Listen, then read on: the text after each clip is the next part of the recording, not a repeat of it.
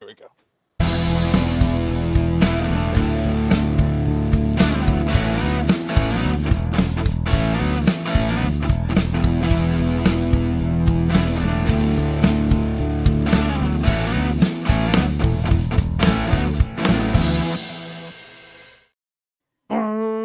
Hey everyone, and welcome to Superhero Speak.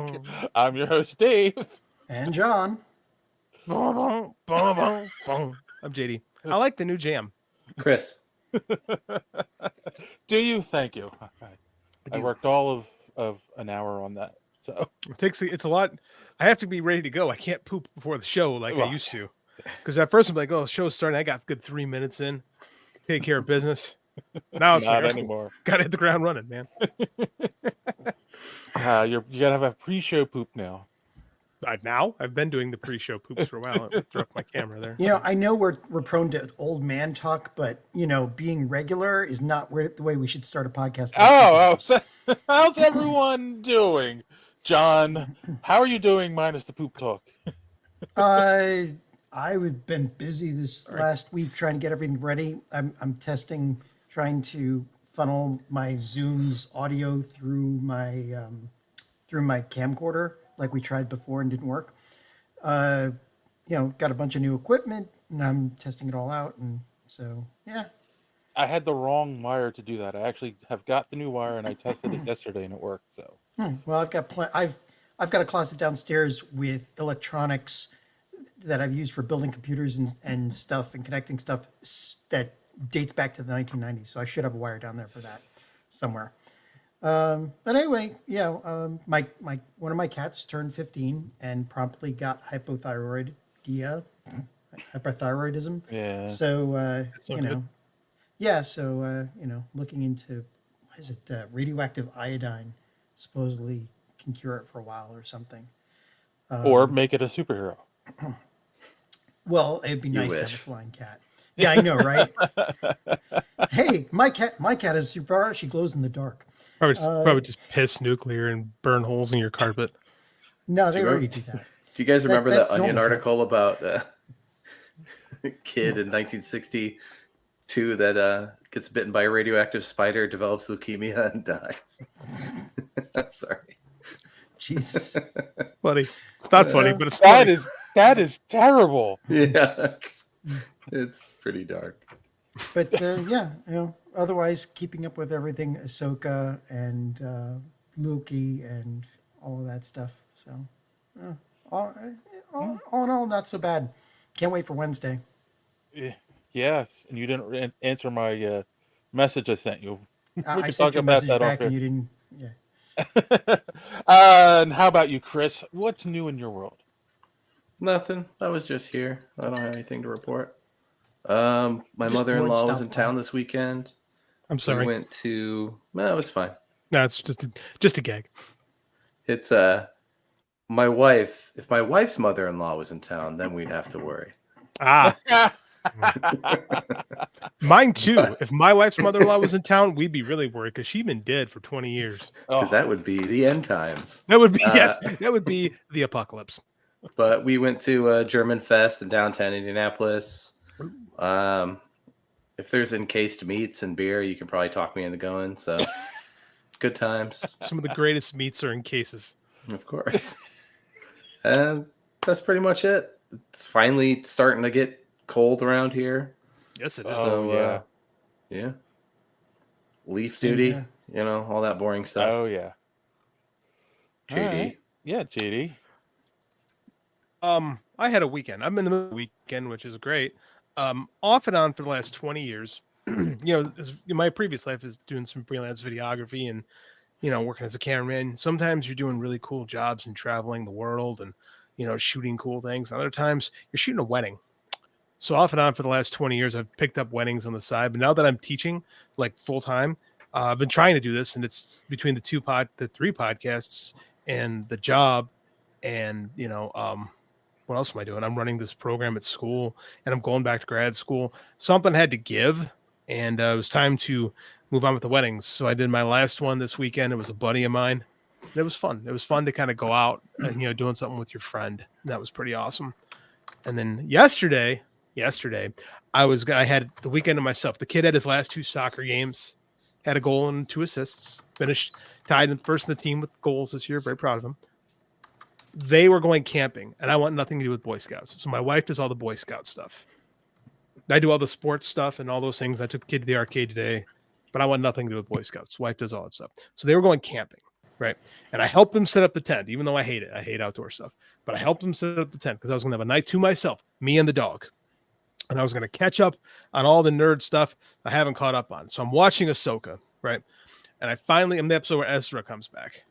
And Ezra shows up, and I'm like, he does look like Jesus. And then my wife calls at 11 o'clock at night, and I'm like, well, this ain't good. So I call her, and she is like shivering. And I'm like, uh-oh. I'm like, what's wrong? Is it cold? She's like, I'm sick. She's like, I just threw up 4 times outside the tent. I'm like, I'm going to have to come get you, aren't I? And she's like, yes. So I drove 45 minutes one way to pick up the wife and the kid, who was pissed off at 11 o'clock or midnight by the time I get there because he was supposed to camp with his buddies. So then to not wake up the whole campsite, we loaded up the car, drove home, pulled over a couple times, let the wife throw up. She had food poisoning, which is no bueno. Mm-hmm. Came home, drove back there this morning to clean up the campsite, take down the tent and all those things, drove back home. And then I promised my kid like a day because he kind of had his planned weekend activity ruined through things that wasn't control. So I took him to the arcade today and we hung out at the arcade for a few hours. So consequently, I have no idea what happens after Ezra Bridger comes back because my wife's been on the couch all day watching Harry Potter movies, which is her thing to do when she's sick. You know, I joke about it, but what old gypsy woman did you piss off, for crying out loud? I'm fine. My wife apparently pissed off a gypsy woman. You know, that song "Sign of the Gypsy Queen," which I just listened to a minute ago from Maple Line. That's her. Like, we see you got power now. We got power. We do have power. Brought some electricians out. Zip zap zoop. Power's fine. Oh, I said, "What's wrong?" Good. They're like, "Something should happen." Scrolls could have been. Squirrels more likely. I don't know. Fucking know. But. So that was my weekend. My planned weekend of sitting in my house and just being a nerd and nerding out was thwarted by lasagna. Garfield was not wrong. No. Poorly cooked lasagna is very poorly cooked. That's what I was saying. I keep telling her she should start eating gluten-free like me, and she would not feel bad all the time because I'm, suspect on some things. But here we are. How are you, Dave? Wait. You say that. I just went to Walmart to get some Halloween candy today, and I just happened to finally pass by the Stouffer's lasagnas that I haven't had in a while, and I just picked up a bunch of them, and they're in my freezer. Now you're saying this, and I'm like, oh, God. Poorly cooked lasagna, man. But she was the only one that got sick. She was the only one that got sick the whole time. But I mean, it's very clearly like food poisoning because of the way she's reacting. She didn't have a fever. Like she's just horking. And she like pulled the stomach muscle from horking so much. And I keep thinking that she might be celiac too, because she doesn't eat a lot of gluten stuff because of me. And then all of a sudden she'll do something. She'll eat like a burger and then she won't feel good. And I keep saying, maybe you have it too. And then she fights me on it. So I'm like, okay, whatever. Yeah. I'll come pick you up again. So that was my weekend. Dave, how are you? I'm good. I'm in the same boat as John. This week has been a lot of prepping stuff. I'm actually mostly packed clothes wise and everything for the convention. I actually, before I forget, I wanted to mention to everyone there will be a show next week at our normal time, but it will be pre-recorded. John and I on Friday will pre-record a little something about the convention. We'll intermix some interviews in it, and then we'll have it posted 8:30 as normal on Sunday. Well, I have the weekend off. That's great. And since it's YouTube, we'll also post the video of us running away from security and press agents. Yes, yeah. So I know more often than you'd think. Well, No, I buy it. I completely buy it. Dave, real talk, man. I'm looking at you right now, and I'm like, Jesus Christ, your hair is long. I say Jesus Christ because you're looking like Jesus Christ, quite frankly. What is the end goal here? So, all right, wait, you ready for this? It's been like 4.5 years at this point, right? No, not quite 4.5 years. Not quite 4? How long is COVID? About 2 years I started growing it. I thought you were growing it before I was even. No. Okay. No. And fair. Okay. Fair. So let's start with actually. I measured it a couple weeks ago, and it is now long enough to donate because that was the whole goal is to donate to Wigs for Kids or Locks for Love, one of the two. And my girlfriend measured it for me. And she's like, "Yeah, it's just about 12 inches." And I'm like, "Okay, cool." So after the convention, sorry, JD. After the convention, I will go and make an appointment and donate it. And she goes, "Or you can wait a little longer and just donate enough so that you can." So apparently, she likes the long hair. And Apparently. yeah. And I'm Maybe you like, could donate just the tip. I love when Chris is on the show. I feel like I have a partner in crime with these jokes. But I Oh, said it's just hair; it'll grow back, and it's like it'll still have some length once they cut the ponytail. But that's so it's hilarious. gonna be a discussion when I get back from the convention. But in all honesty, I'm getting tired of trying to take care of it all the time. Oh, I remember when my hair was long. It was work, and your hair like naturally goes down. Remember mine? It would naturally go this way. Yes, yeah. And I had to like grease it up and wear headbands and stuff. It was effort. I never want to do that again. Yep. And it was funny because like I had every once in a while I use the dry shampoo, like if I'm in a hurry and I want to go out, because again when it's long it feels greasy all the time. And I found a can I never opened, so I'm putting that in the bag to take to New York with me. JD is like phrasing. Phrasing, yeah, that's right. Archer. Archer. Phrasing. Okay. I never watched Archer. What does that mean? You It's trust like me. It's, that's what she said, basically. Yeah, it's It's one their of the funniest version of that. bits. Thank Yeah. you, Chris. Yeah, but other than that, usual stuff. I did get caught up on Ahsoka, and I did watch the season premiere of Loki. What do we think? No. Oh, my night was ruined by a throwing up wife and a pissed off 7-year-old. All right, so we'll start with Loki. It picks up right where season 1 ends. It does. There's no like 6 months later kind of crap. It's like right after the end of the I first like season. that. It was a pleasant. I wasn't expecting that. Yeah. So that was nice. What do we think? What's the consensus? Of what? Loki, Positive, negative, Oh, good, about bad, how good it watch. is? I liked Well, it. Yeah, liked it. I liked it. I liked It it. moved. I still think it's like one of the best things that they're putting out. It still feels like actual real sci-fi, The funny- and fun. It's The funny thing is, That's a good they note. violated their own rules about time travel. I don't care about that. No, they didn't. They didn't because Thank you, Chris. time works differently in the TVA. I guess you could say that. No, mean, you well, saw- you can't say that. That's what they're saying. JD, you've seen the trailer. He's slipping through time, right, Loki? Like that's how the season starts out.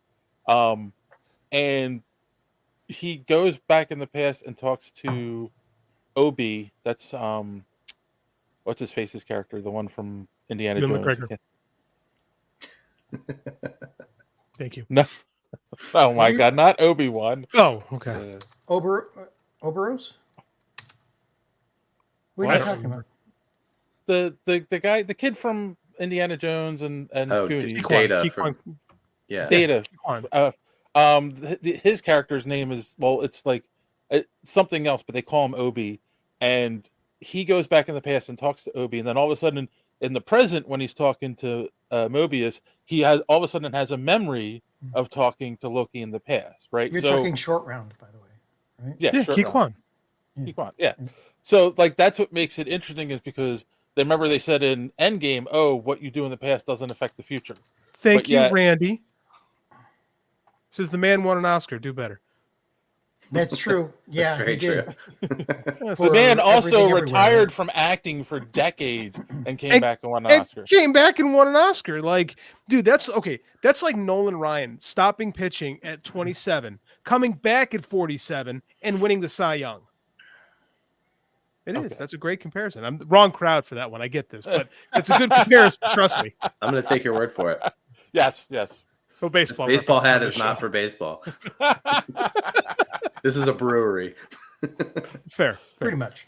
So yeah, I I liked it though. I thought it was fun. I mean, I'm not too surprised. WandaVision was probably the best show. Loki was the second best show, so it should continue being good. WandaVision funny, was I the mean- show. Well, It's funny. that's- I had a conversation with my son about how because he's like kind of about the Marvel shows right now Yeah, too. I feel it. That's what my big And- hesitation. Yeah. But I said, it's interesting. Loki, there's only 3 shows that affected the Marvel universe as a whole: WandaVision, Loki, and Miss Marvel, and that's only because Kamala Khan's going to be in the Marvels. If she wasn't going to be in the Marvels, I don't know if there's like any real effect on the MCU. All the other shows, it's kind of inconsequential. So Well, I mean, some of them are like Moon Knight. Like, right, do exactly. they even exist? Like, who knows? Right. Yeah, but Yeah. The thing is, like, the stuff they do with this, like, the way they shoot it is, what's that director, the weird one that does, like, the slice of life, but like, slightly 45 degrees askance of the real world? I forget he just came out with another movie. Wes about- Anderson? Yeah, Wes Anderson. They Okay. they kind of they got this real heavy Wes Anderson kind of cinematography going, and they're using handheld cams I can see for that. some of the It- shots. The show does have a look to it. I can see Yeah. that. Plus, you got Yeah. Owen Wilson floating around. That also helps the Andersonian vibe. Right. Oh And- yeah, no. But like some of the shots, like there's double entendres everywhere. Like when Loki's running around, his head lines up perfectly with the big bust of He Who Remains behind him, like sort of prefacing that he might take over the TVA in the future. Like just little things like that, just strewn all across but it's still got this really nice old sci-fi feel to it. I don't know. I haven't I- been. I love the conversation they were having with the judges when it's like they're trying to reconcile the fact that like they're all what's the word I'm looking for? Not Variants. replicant variants. They're all Variants, yeah, no variants, and like they're all had their memories erased, right? And like like the one judge is like, no, we've got to keep doing it. And the other judge is like, but we're destroying people, like, and it's just Except the two Lannisters, apparently. Whatever those two, the one, what was it, was it the judge or the general? I forget. With the one TVA agent who were just kind of weird together, yeah. Like we don't know what their deal is, but they're already pulling some stuff because that's how that episode ended with, all these TVA agents going through a door. It's like, wait a minute, they were supposed to be going after Sylvie. Why are they bringing all these heavy bags? Yeah, I mean, there's a little tease for something's going on. Oh that we yeah, don't- and like they show in the episode one point where Loki jumps into the future, and something happens. I don't want to ruin it for JD, but that scene's going to come back later in the season. Like we're going to see it now from Sylvie's point of view or whatever. So I think it did a good job of. We kind of we're not sure what's going on, right. but it has some stakes, and the characters are invested in what's happening, and we're invested in the characters. Right. So it threaded that line pretty well. It also set up a goal for this episode and pretty much brought that to conclusion. That's always good. I always appreciate that in serialized chunks. Yep. So, I mean, I don't know.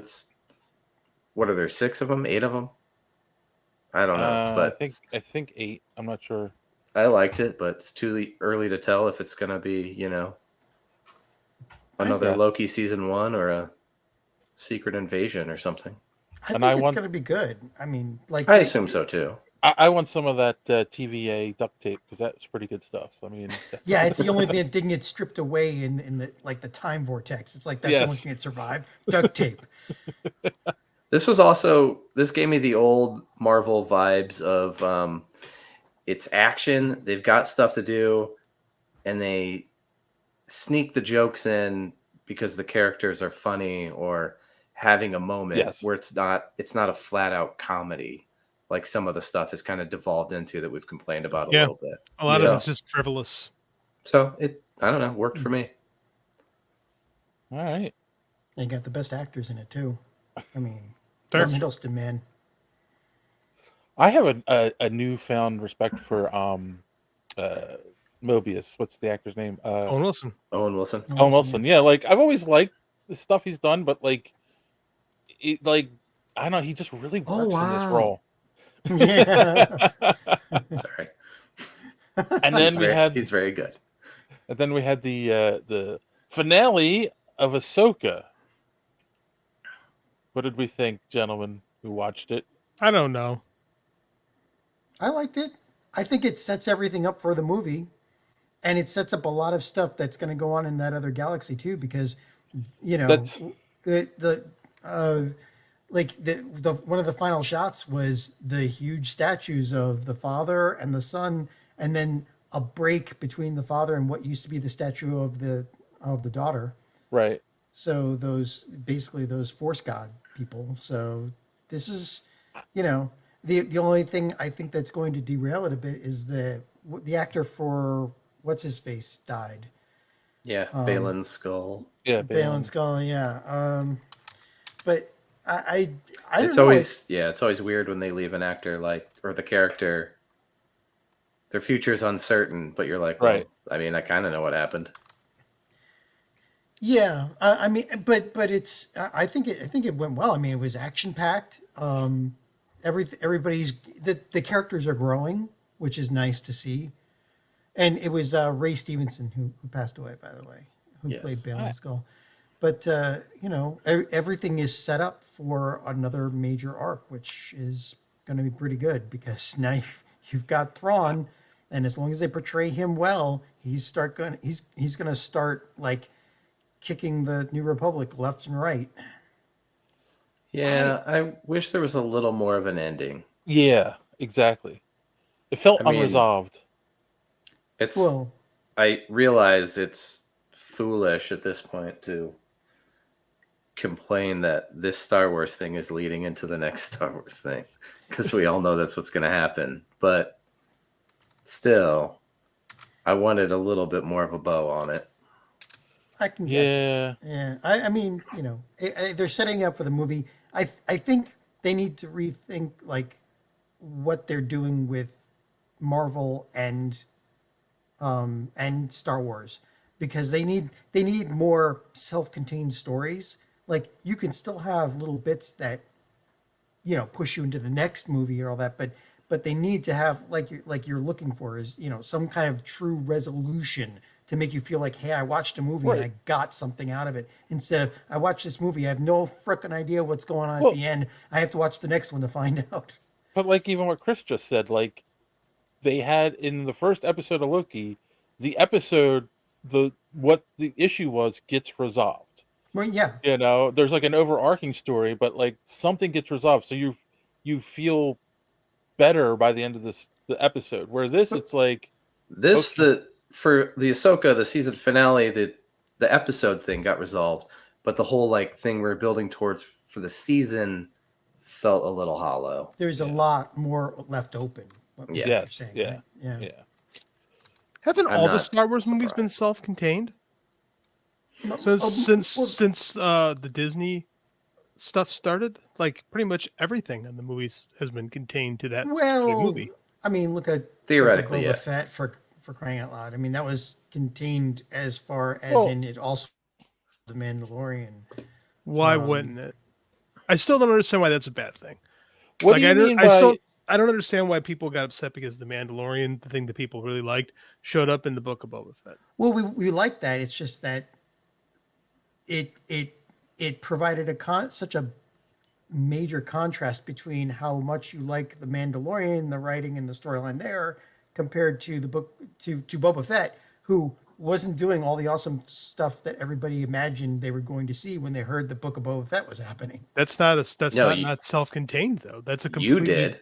Yeah. Boba Fett fell in a hole. I never had any respect for Yeah, him. Boba Fett never did anything cool in any of the movies. He had a cool costume, so people made stuff up in their head. But that's not self-contained. But I mean, like, they've all been relatively self-contained. Like the Star Wars Mandalorian stuff is pretty much kept to that whole thing. All the Star Wars movies just did. Like, we have had no tie-ins to the Rey movies, right? Star Wars Resistance cartoon tied into the sequel movies. It was also terrible. I never saw that. And I was talking more about, like, I said the movies specifically. right? Yeah. You know, Solo was Solo. Rogue One was Rogue One. This is true. which was You know? self-contained and really, really good. That's what I said. I said they Yeah, were self-contained. Yeah. Like the Fair the sequel trilogy is ass, but I mean, like, it was self-contained ass. To a trilogy. Hopefully though it stays Yeah, but it's contained. designed. like each movie needs it's not a self-contained story, right? Because like they don't resolve at the end of each. They did. Each Really? movie was its own story. That like just like the other 3 Star Wars movies. The story of the film comes to a Yeah. conclusion, but you set up the next one at the same time. Like you can't say Empire Strikes Back did not reach a conclusion because there was a slight cliffhanger. In the Empire No. Strikes Back, they get their fucking asses kicked. Right. No, but You know, that's the whole move thing. on. Like, but Ahsoka, like I didn't see all the the so I can't. all the I can't threads comment. are left hanging by the end of the season. Okay. Not all of them. I mean, There's certain one- things were resolved. We know where the pieces are all where they should be, supposedly. And there's one Um, specific important thing to all the characters that was resolved that was very nice. Yes. Yeah, I agree. So what's the Um, movie going to be like? Are we going to redo Heir to the Empire, basically? Pretty much. I think that's what it's called. I mean, Is that- I've that's heard what that- I've people seen are that- saying it's going to be Yeah, called. I've seen that rumor. I don't take yeah, I don't know if that's true. I don't take Yeah. people online seriously because they're all fucking dumb. Present company included. Like They'd have to pay some copyright for that. copyright to who? To Disney? No. Who's the guy who didn't? Timothy Zahn doesn't own the copyright in a work for hire project when the work for hire was Lucas. Damn Yeah. it. That's right. He wrote that for Lucas. Damn it. Yeah. Yeah, I mean it's a little thing called Star Wars. Like Yeah. it's Disney made the big purchase, $4 billion. You get the whole kit and caboodle. I think it would be a really dumb idea for them to call it that, I do too. or 'cause even then- to because that there's a lot of expectations there. I agree, and I don't know. I don't know I- if that's the move. I feel like don't the think so. movie is Especially if going. you can't do Luke. You know, Yeah. Can we or can't we? Well, I don't think you should. I mean, he not should as be much. cis- Not as much as that story needs. Yeah. That story is that is the true inspiration. That is like the real sequel trilogy, right? Yeah. Is Right. the But is even the Stan it- books. It's funny. Mark Hamill's even come out and said like recast me. Like I'm good with that. Like if you want to keep telling young Luke stories, just find an No, no, actor to play and- Luke. I agree with that, and Sebastian Stan's right there, by the way. Exactly. I agree Yeah. with that, but are people going to be accepting of that? Look what I happened think- with Solo, and Kathleen Kennedy said, "Yeah, we won't be doing that ever again." Well, Of course, it's No, like Donald no, Glover's no. coming back, so I don't know. Solo didn't fail because of No, it failed because it recast- sucked. Right, exactly. Yeah. But Had at the- nothing at to the- do with the Yeah, at actor who the- played Han. Solo Right, failed at- because of The Last Jedi. Because The Last Jedi came out 6 months before Solo, Yeah, It didn't help. and I don't At- think at- that helped. At the end of the Mandalorian, with the season 1, where Luke shows up, Season 2. season 2, sorry.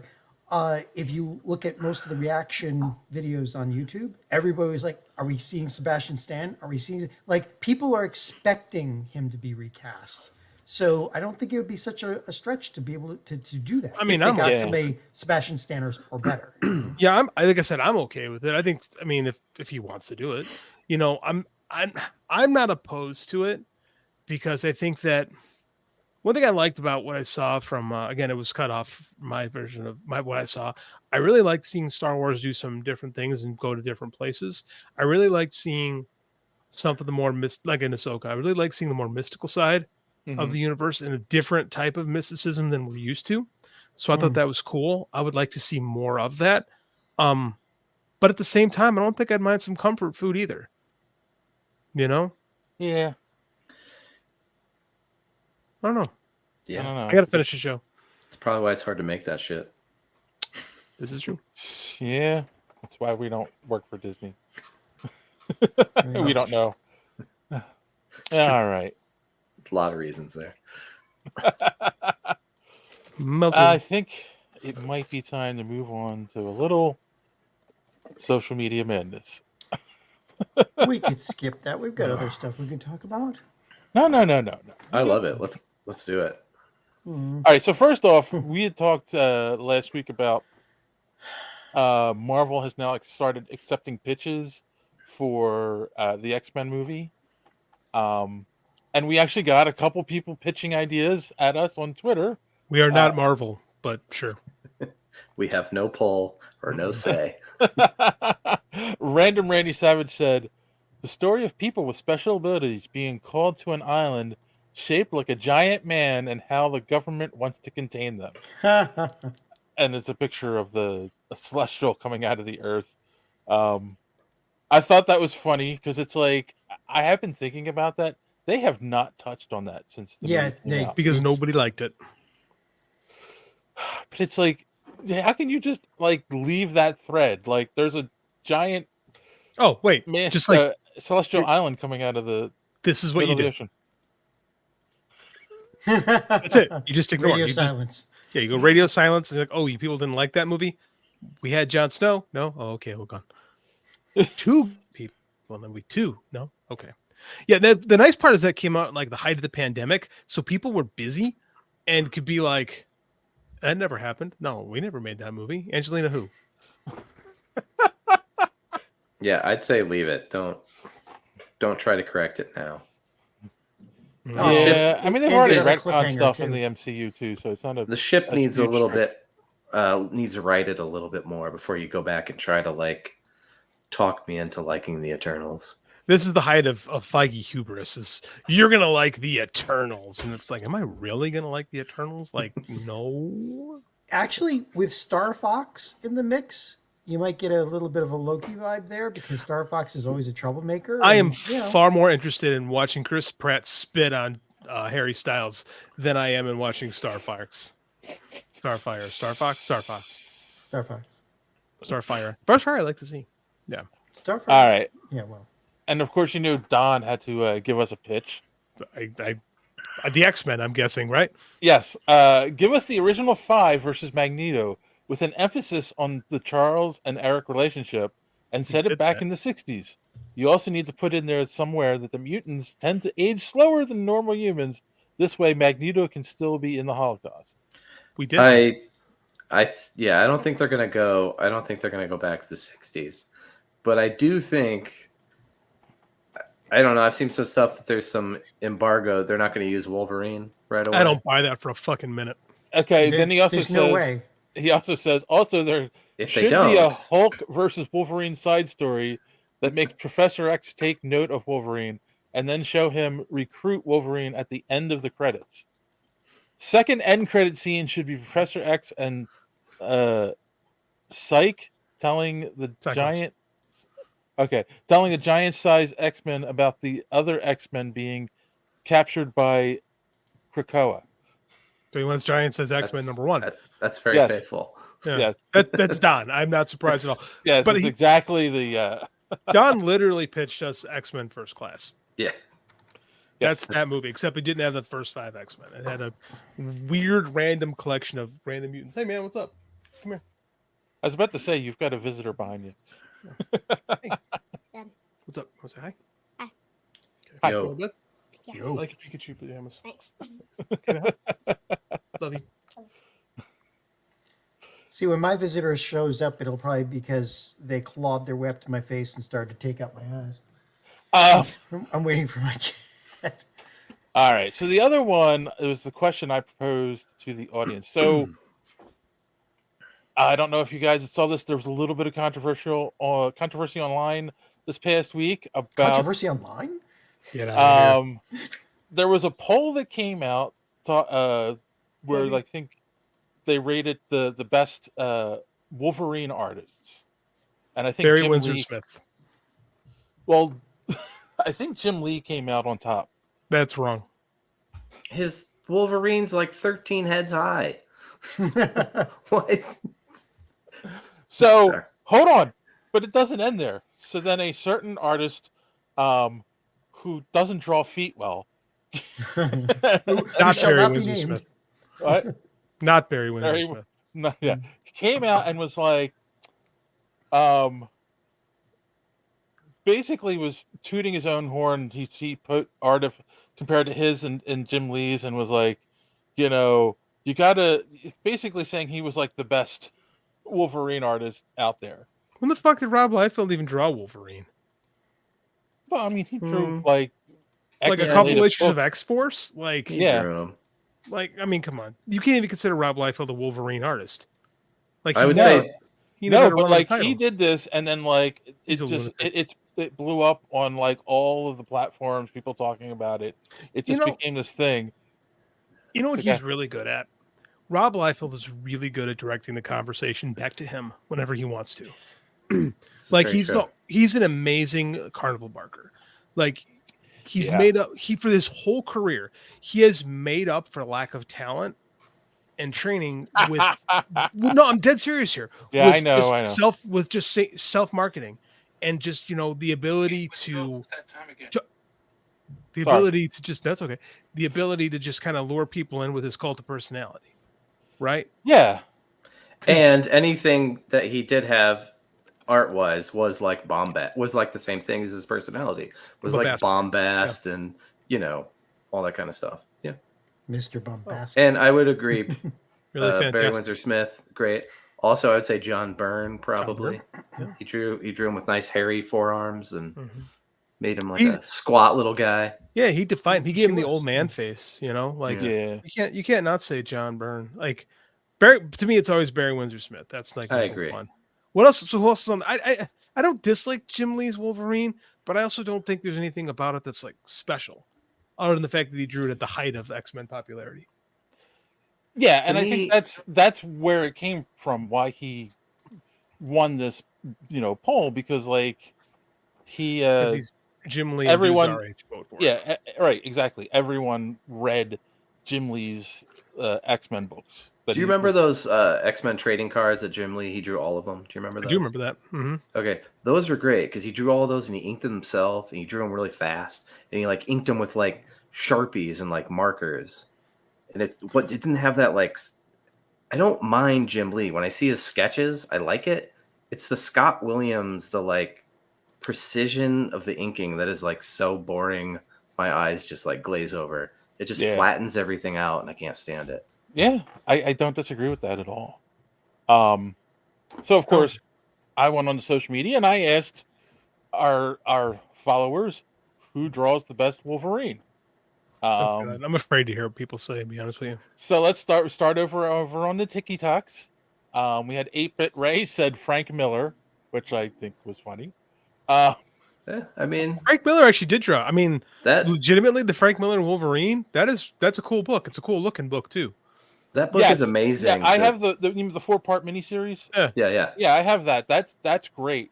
But then like there's a later on like where he was getting the blocky art and he does a blocky Wolverine. No. Frank Miller just stopped existing after the year 1997. Oh, is that how Never that forget that. It's not a real person anymore. It's an algorithm. Yes. It's an AI. After Hell and Back. Mhm. After Sin That's City it. Hell and Back. That's it. That's the line. He was done. He retired. Mr. R Savage said Jim Lee, Come on. and Come on, Andy. Even I know that's wrong. Blartzilla said love Byrne, but it's definitely not Rob. LOL. He's right.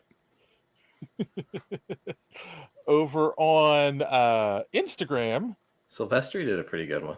Mark Silvestri did do a really If good you want to get Wolverine. into image guys, I'd say Sylvester probably did a better one. Silvestri's probably the best artist of those guys, right? Well, I don't Randy- think it's a I mean, controversial that's statement. true. Yeah. Randy commented again and says, okay, now that I'm not on the toilet looking up artists, I can use the full power of my keyboard. Frank quietly, also, you guys should explain the authority. I don't get it. Yeah, It's that's a whole pretty- nother podcast. Yes. That's a different show. It's not that hard, but No, but you got to get into the authority. I don't know. It's like the Justice League, but dickheads. Yeah. Before that was like cool, right? Yeah. I love Quietly. I like Frank Quietly, and I do like him and Morrison on X-Men, Me too. but I do wish they didn't have the like leather like movie costumes. Yeah. He drew That's the huge drawback for me. I agree. I love Frank Quietly. Yeah, he's awesome. He's amazing. But he just drew like super sexy Wolverine, and that just doesn't Yeah. work for me. Like he was drawing Hugh Jackman, and it's like I don't know, like Wolverine's like a good-looking dude now, and that's not what he was supposed to be. Yeah, he's supposed to be a short little runt, Yeah. Yeah, a Wolverine. a feral little. Yeah. Okay, so then finally over on X, formerly known as Twitter, So Wizard Podcast. So you know this is Joey. I want to hear Joey has to say about this. Yeah, continue. Okay, so he gave his top 5. Number 5 is Mike Zeck. 4 is John Byrne. All right. 3 is Liefeld. 2 Really? is Adam Kubert, and Mark Silvestri is number 1. Silvestri's good. I would. What about I like Silvestri, but he did Daredevil too, right? what about Art Adams? I would put him, Art Adams. That's a I would great put run. him in there. Yeah. All those Mid-80s. Image guys learned a lot from him. Mm-hmm. And he was better than those guys. That mid-80s X-Men run is kind of underrated at that point. No one calls it X. Yeah, nobody. Yeah. I've a lot of podcasts I listen to. That's what they say. They say Nerds. X, formerly known as Twitter. Yeah, I don't know. I think Art Adams is significantly better. I think Paul Smith was better than Rob Liefeld. Like, Well, that's true. I don't think you can go wrong with any of those 80s guys. I replied to So Wizard with, but can Liefeld draw his feet? To which they said, wow, feet jokes. It's 2002 here. I'm a big fan of his work, and he's a great dude. And I said, I seem to remember a Liefeld foot joke in Deadpool 2 in 2018. Space Tactician said me and posted a picture of some of his art. How is it? On Wolverine. It's actually That's pretty bold. good. I like that move, by the way. That's a good good. move. I respect anybody that If you're gonna will pimp respond somebody, yeah. I respect anybody that throws their work out there publicly and says I'm better than all these guys, and then puts receipts. Like that's gutsy. Kudos, sir.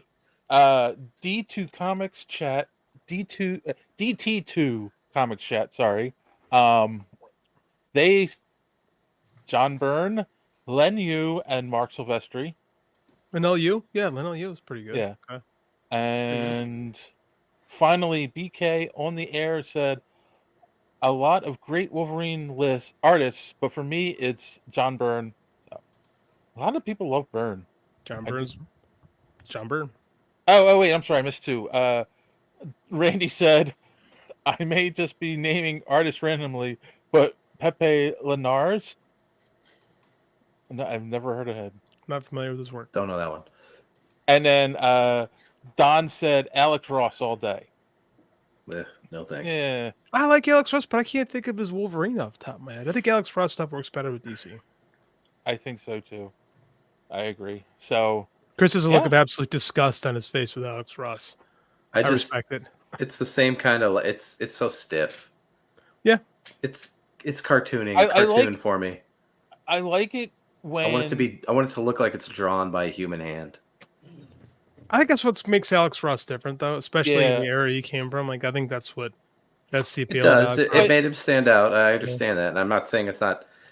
But yeah, I get it. Technically good. I also it just kind of feel like it leaves me cold. I feel like some of his characters, like it's the same person just in a different costume.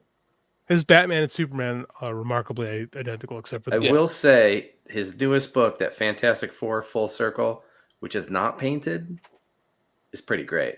And really? You should check it I out. will check that out. I like the Marvels. Did you ever read the Marvels books? The one with Kurt Busiek? Are you serious? Of course. I like the Spider-Man one and the Fantastic Four one. What kind of question is that? In the suburbs that came in the mail with little samples of Tide. Oh my God! It's a Wayne's World. Okay. No, but but again, there is definitely criticism for Alex Ross. Yeah, so that's it. We didn't get it's funny. I will say that when you're not talking about movies, when you're doing a specific comic question, you don't get as many responses. Yeah, there was also something else that happened related to this, and I wasn't going to bring it up, but I don't know why it bothered me. Some random podcast who will remain nameless, who doesn't even follow us. Who is it? Responded on social media like, oh, is that the comic book guy from Simpsons? Because it's a video of me talking, asking the question. Damn, that's harsh. What a dick. So I looked at the profile. They had 50 followers, Oh, and they haven't posted anything since 2021. All they do is respond. So all they're doing is trolling. So I just hit the block button and moved on. But it's I just was like, gonna tell him to. I was gonna swear at him, but okay.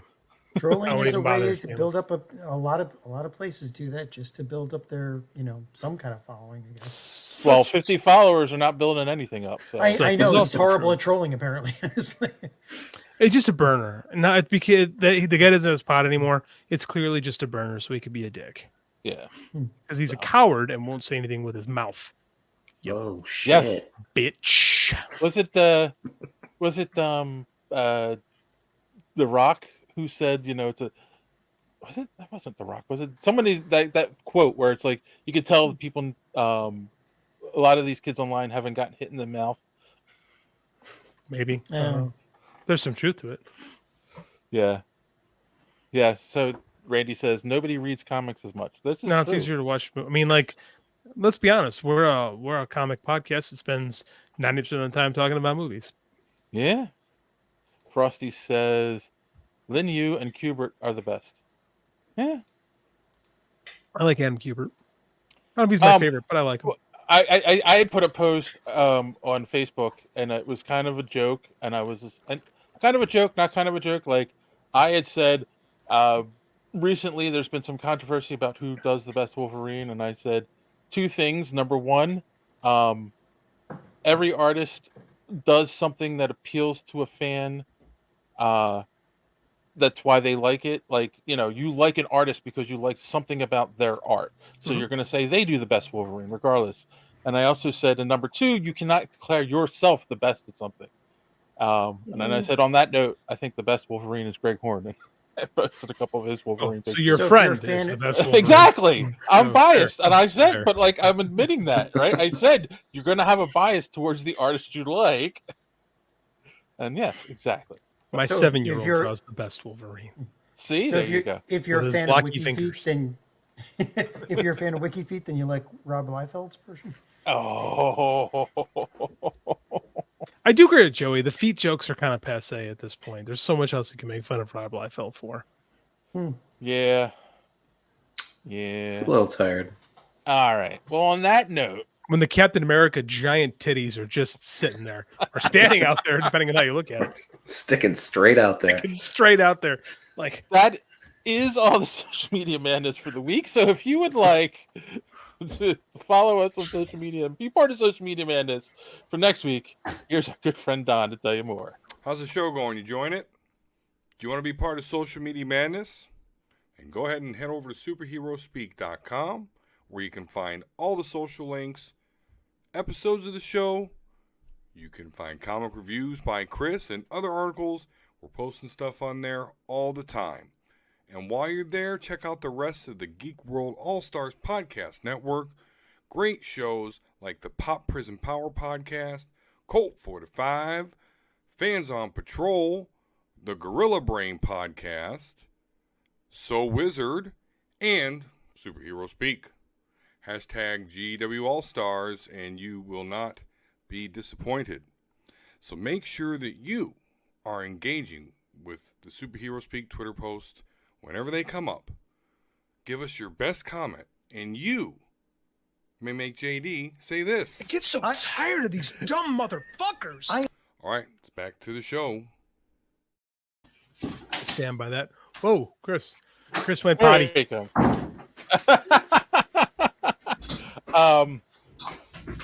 Yes, and also while you're here, thanks for that, Whoops. Don. And while you're here, make sure you click that subscribe button and click that bell for notifications so you don't miss us when we go live on Sunday nights. Subscribe, comment, like, do all the YouTube stuff, and we greatly appreciate it. Oh, Andy wants to know if you got your play button. He's watching all these dumb shit YouTubers, and he's like, Dad, do you have your play button for this podcast? Do you have your play button for that podcast? And I'm like, what the hell are you talking about? Fucking irritating, kid. You need like 100,000 subscribers. He says you need like one subscriber to get a play button. Oh I'm my like, god! I don't know if that's accurate, my friend. I wish that was true. Yeah. Yeah. So Wouldn't everyone get one? Because you would just subscribe to your own show. I just ignore him when he talks like this. He told his mother he wants to be a YouTuber when he grows up. And I just went, I died sorry. a little inside. I know I died a little inside. I'm a failure. Yeah. And here I am talking on the YouTube. That's like if you wanted to. It's like if you wanted to be a stripper or something. I mean, that's I make more money. Dave, get our OnlyFans account ready. Well, speaking of strippers and OnlyFans, Oh, a Randy commercial. Let's see where this goes. quick commercial break. no. Actually, this is a little bit of a longer one, so Oh, I'm strap sure it is. in. I'm sure we're strapping something in a longer. yeah.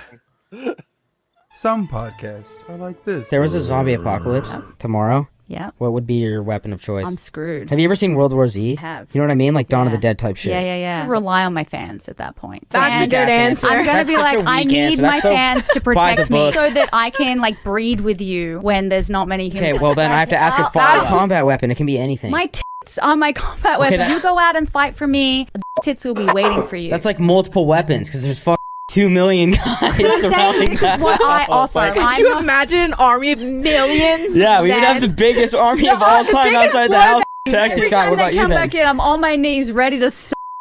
And some podcasts are like this. Currently house sitting for my parents whilst they're away on holiday for a week.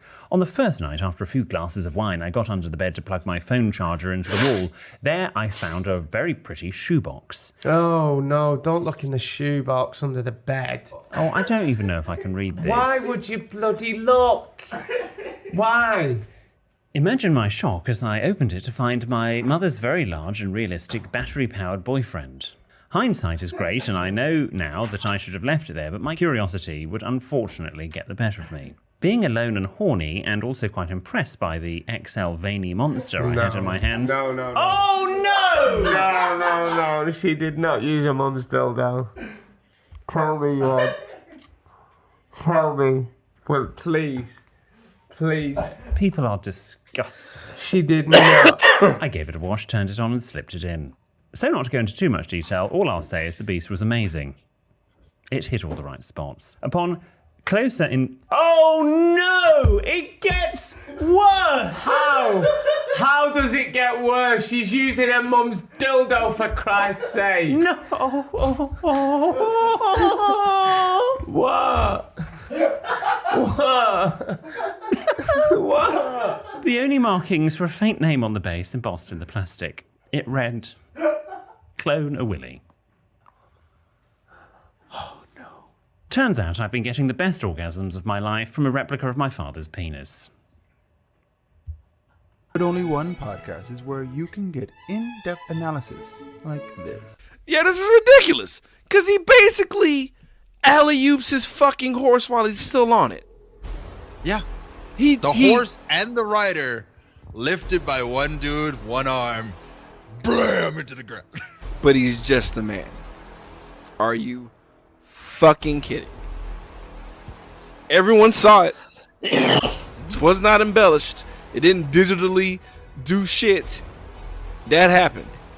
I mean, for us, it was digital, but everyone else, it's real. So it's like, it was fuck. But that was the most awesome shit I ever seen. Because I've never seen that done before. Ever. okay, typical weight of a horse is between 840 and 2,000 pounds. Just the horse. This guy One-handed. shoulder pressed 2,000 pounds. With one hand, dude. One and hand. made it look easy. It wasn't like he went rah! Like he just went. He didn't make a noise. Straight, just like him in it. You are now listening to Cult 45. This is Beat 'em Down. And I'm Random Randy Savage. Find us on all your podcatching apps like Podbean or Spotify. And follow us on Twitter, Instagram, and Facebook. Or just go to www.cult45podcast.com. Also, check out our YouTube for that sweet, sweet video content. Cult 45, the only podcast that puts hair on your chest.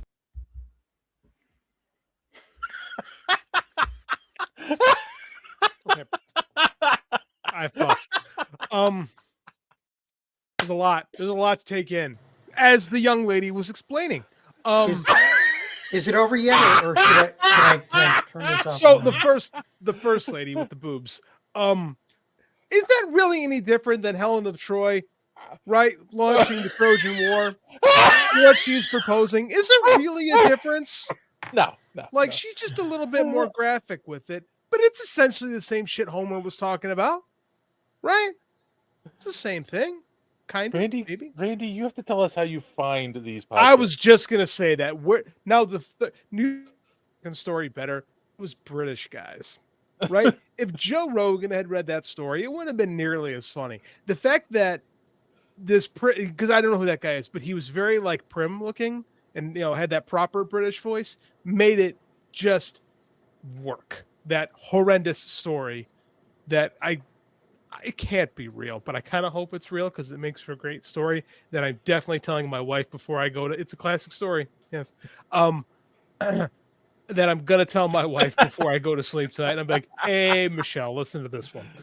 Christopher Smith says emotional damage. Yeah, tons. That girl needs therapy now, and through no fault of her parents because they tried to keep it away. Although how flattering of a wife to get a replica of her husband's penis made. That's love. Chris, you're on mute, my friend. How about now? You're good. There you go. All right. John, your thoughts? I'm sorry, I had the earpiece out. I wasn't listening. Oh You my didn't have the piece in the hole? Funny. Probably. I got a story about that. And it goes back. That is epic, Randy. This one was epic. This is I can't. Could be your finest work yet. Yeah. I don't know how you move on from that. And of course, Dwayne the Rock Girl found a Johnson. way of moving on to that, so Oh. Of course, the Rock can flip a horse with one arm. He's hurt. Well, to be fair, it's Hercules. Like, I can accept Hercules can with one arm. It's Hercules. All right. We got a couple of news stories. It's been a light week as usual. I gotta say, none of these interested me. Just right off the bat, I'm just gonna put it out there. Well, first off, DC is gonna DC again. They're retconning the JSA history, and Alan Scott, with a new Green Lantern series that's coming out, and basically they're making he didn't want to be part of the JSA, and now that they're saying that he was a closeted homosexual, that's going to play into the forming of the JSA and all this stuff. So, okay, I don't know. What do we think? They've had Alan Scott as gay before. Mm-hmm. Yeah, when they did the Earth 2 series with Earth, right? When they did the Earth 2 series with the New 52, they had Alan Scott gay. And I think they liked the change, and it's whatever. He could still be the father. I liked that series actually. It wasn't bad. It was in an era of books that were not great. It was actually all right. James Robinson, I believe, wrote that series. Yeah, Tom Taylor finished it up. Yeah, it was good. That's good stuff. Brought it home. What was I say? He could still be Jade in Atom Smasher. Is that who Jade's brother was? Was it Atom Smasher? Yeah. His father. No, not Atom Smasher. No. No, it's Jade and the one who almost destroyed all of existence. God damn it. Extent? No, who the hell? Extent? Jade and Obsidian. See, Obsidian.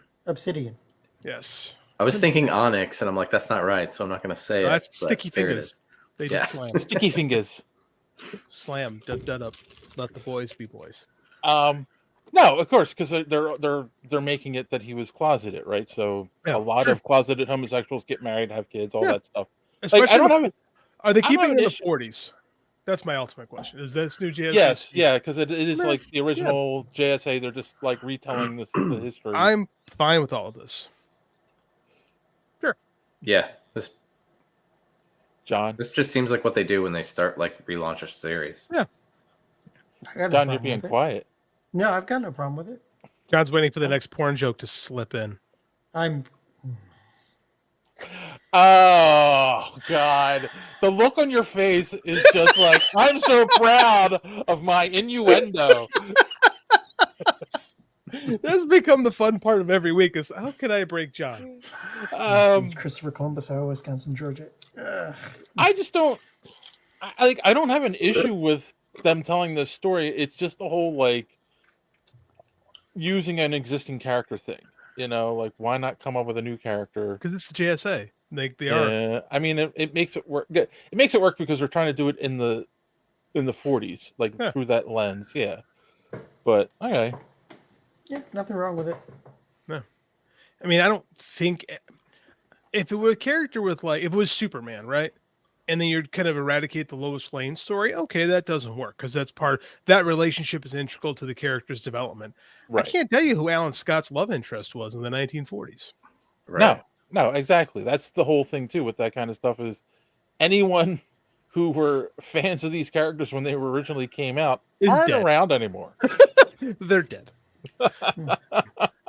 I wish they would just do stuff sometimes and not like tell us they're gonna do it. Yeah, press releases is what I hate. I hate press releases. Just stop. Just do the story. Just make the damn book. That is actually an excellent point. PR people are awful. Yeah. Wait. Press. Not all of them, because some of us we've got some good interviews lined up for the convention. You run the site. You run the site, not me. Fuck them. No one cares about new characters. That's true. Unless they come. No one cares about new characters from Big Two. People will super get into a new character if it's in its own series or if it's got a creators that they like or they have like followings on Kickstarter. Like people dig new characters. New characters from major companies. Nope, no one cares about. It's all about pre-established IP.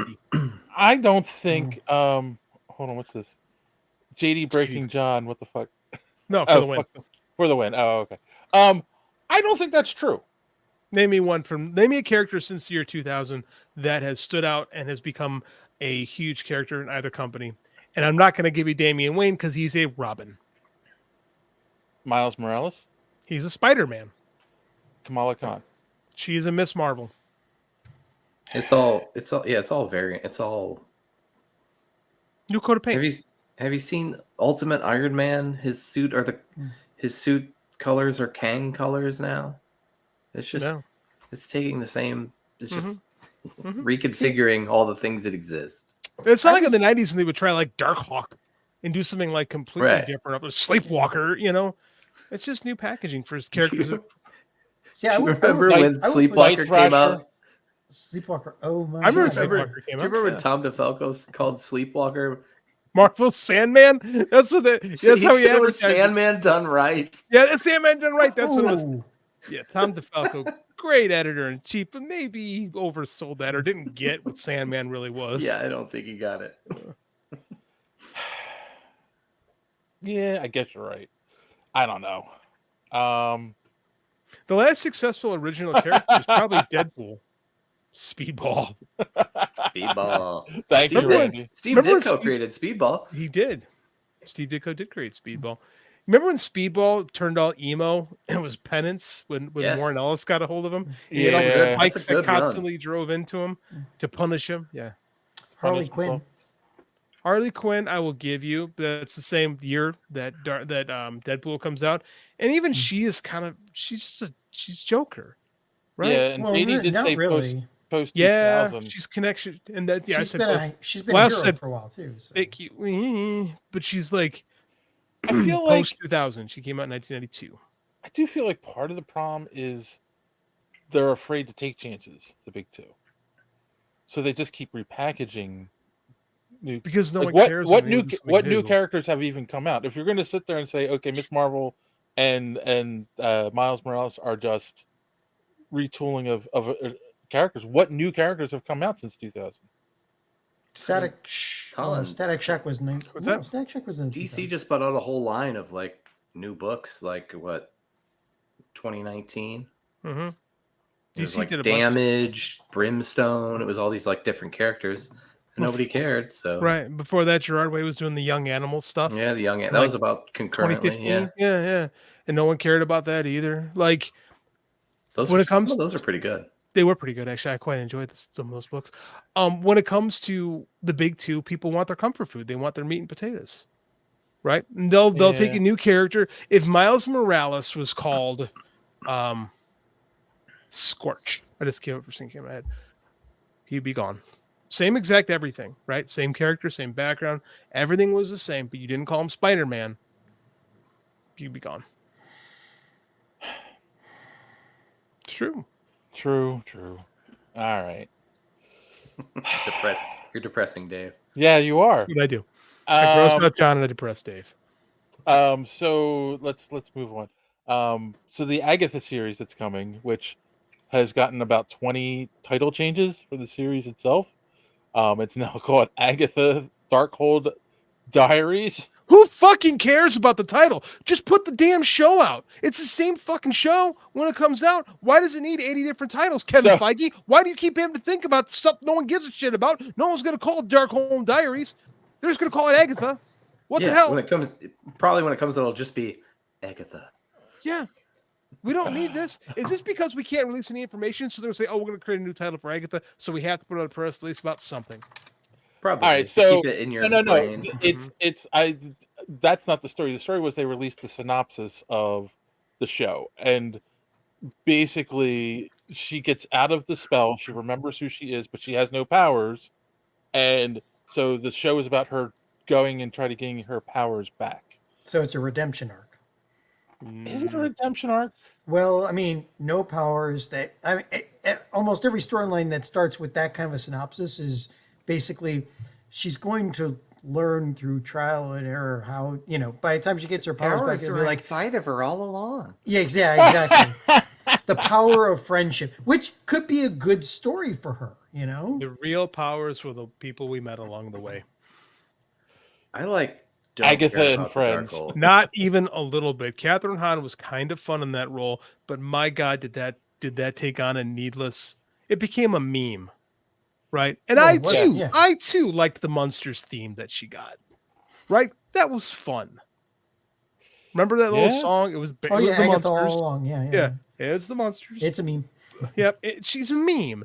And here's the problem: is I don't think anybody really cares about this anymore because it's been almost 3 years. That's the other problem, right? Like they're taking so long to make this. Well, strike, pandemic, pandemic and strike. There's been a lot going on in the world. Yeah. So you can't blame them for that part. Yeah, I can blame the fact that I don't really want to watch this. Why do I care about? Not every. They do this in comics too. Every time a side character gets a little bit of popularity, they got to shoehorn its own title in. Boom, like miniseries. Here's the thing. Fuck. The only thing that caught my interest about this is the whole she breaks out of the spell, right?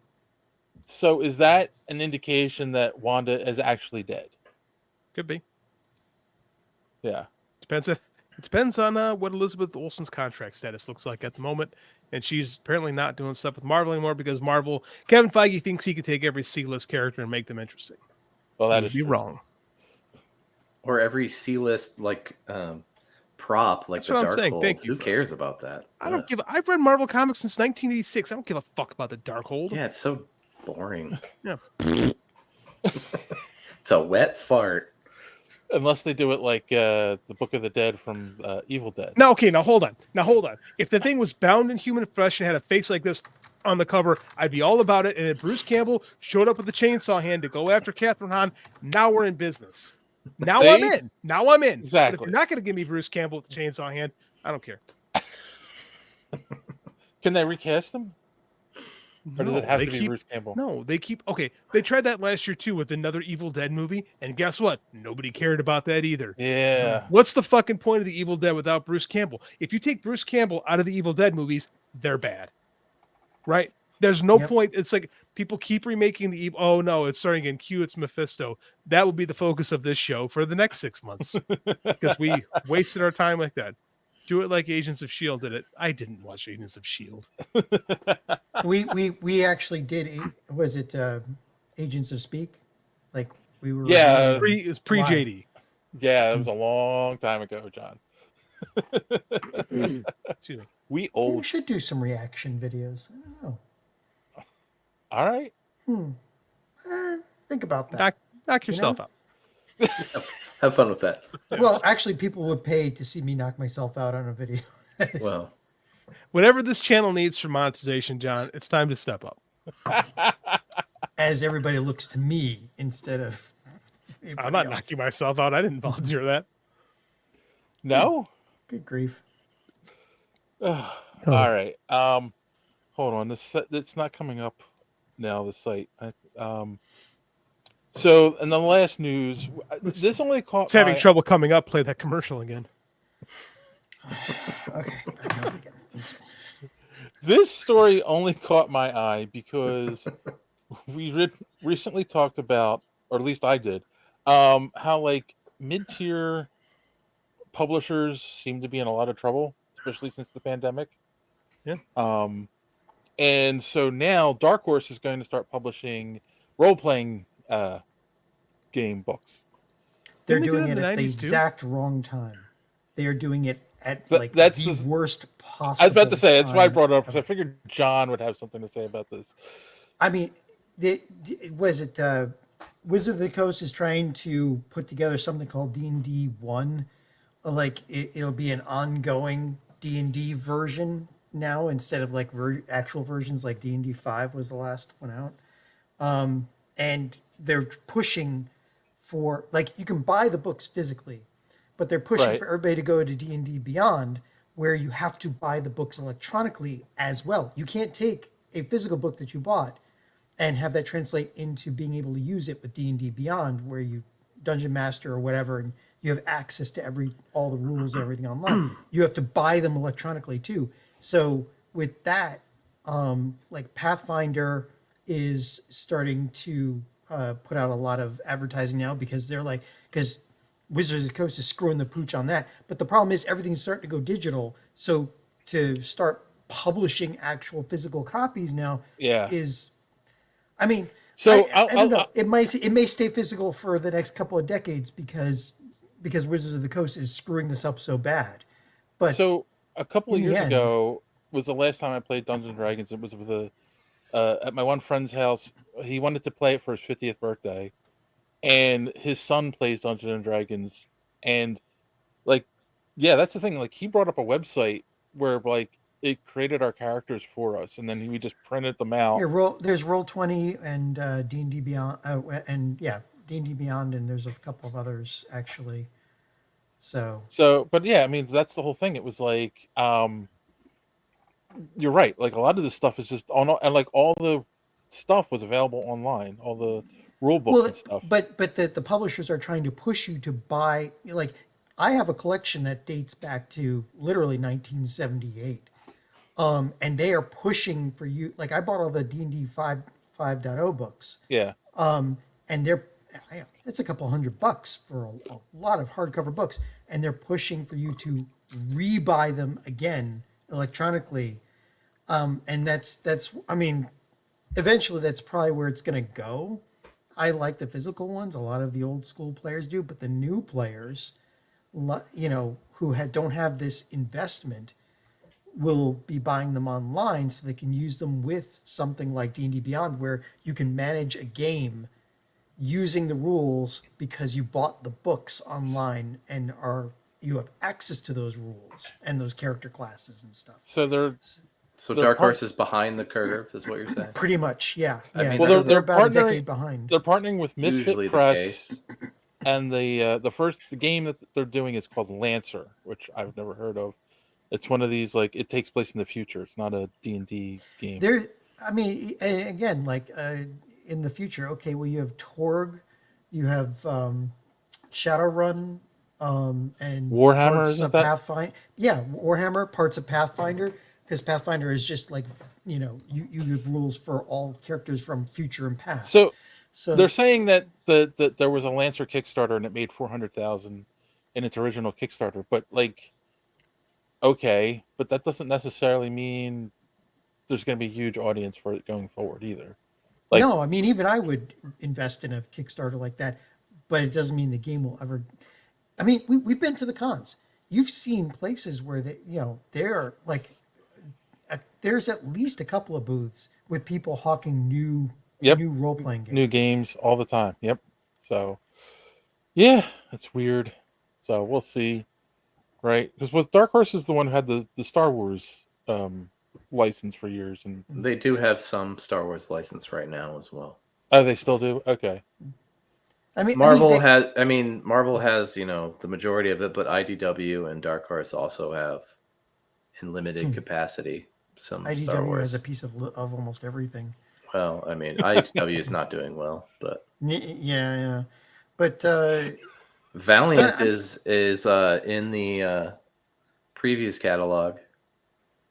They farmed their books out to Alien Books, which is something I've never heard of.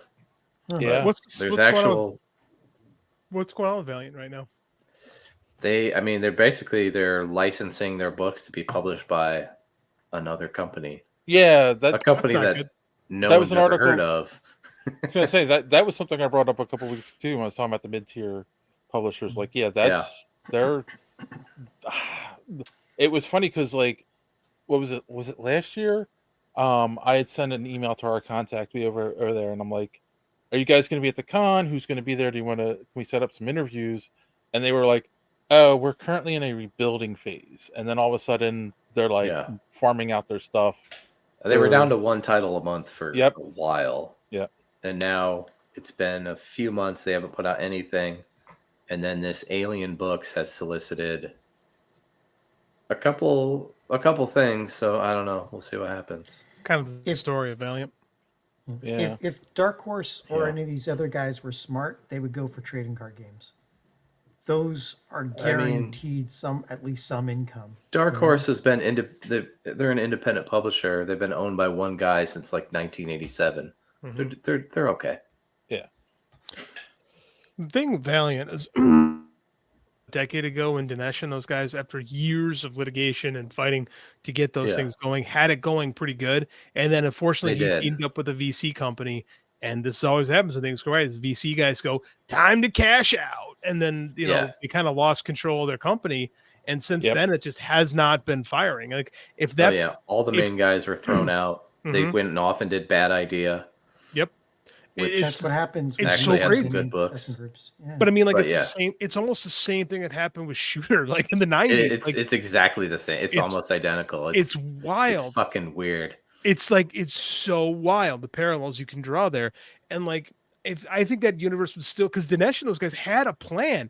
And it was so good. It were when that universe launched in 2012-ish. Those are some of my favorite books that were coming out. Like almost everything they put out was really good.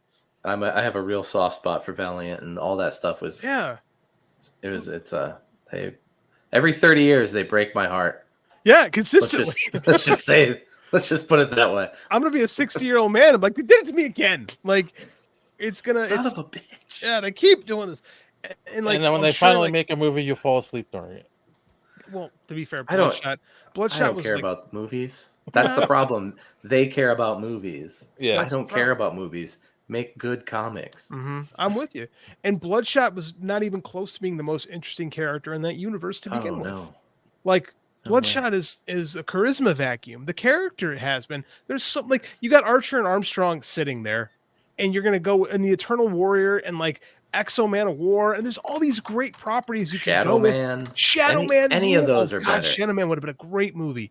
Rye or Ninjak. There's so much cool stuff there, and they go with Bloodshot. You know what? I will say that when I go to the bigger cons, Shadow Man I will see cosplayed. So it is a cool character. Yeah, so it is weird that they didn't pick him. I think Straczynski or somebody was writing a script, or I don't know. All that stuff's been in development at various points in the past decade, but that was the only one that went anywhere somehow. Yeah, it's easy. Yeah. It's the easiest concept to. But it's also not interesting. It's boring. Yeah. Yeah, and that's why. And again, it came out at a really bad time. Came out in early 2020, so it was February 15th. Yeah, something. It was it was bad. It was weeks before the world went to shit. Boy, those shows from back in March 2020, they're fun to look back on. Hey, we're doing nothing. Gonna keep doing nothing. Yeah. Yeah. I don't know, man. The Valiant thing, there's There's a great like Ken Burns style multi-part documentary in the history of Valiant Comics that I would love to see. Yeah. Why don't you I make agree it? with you.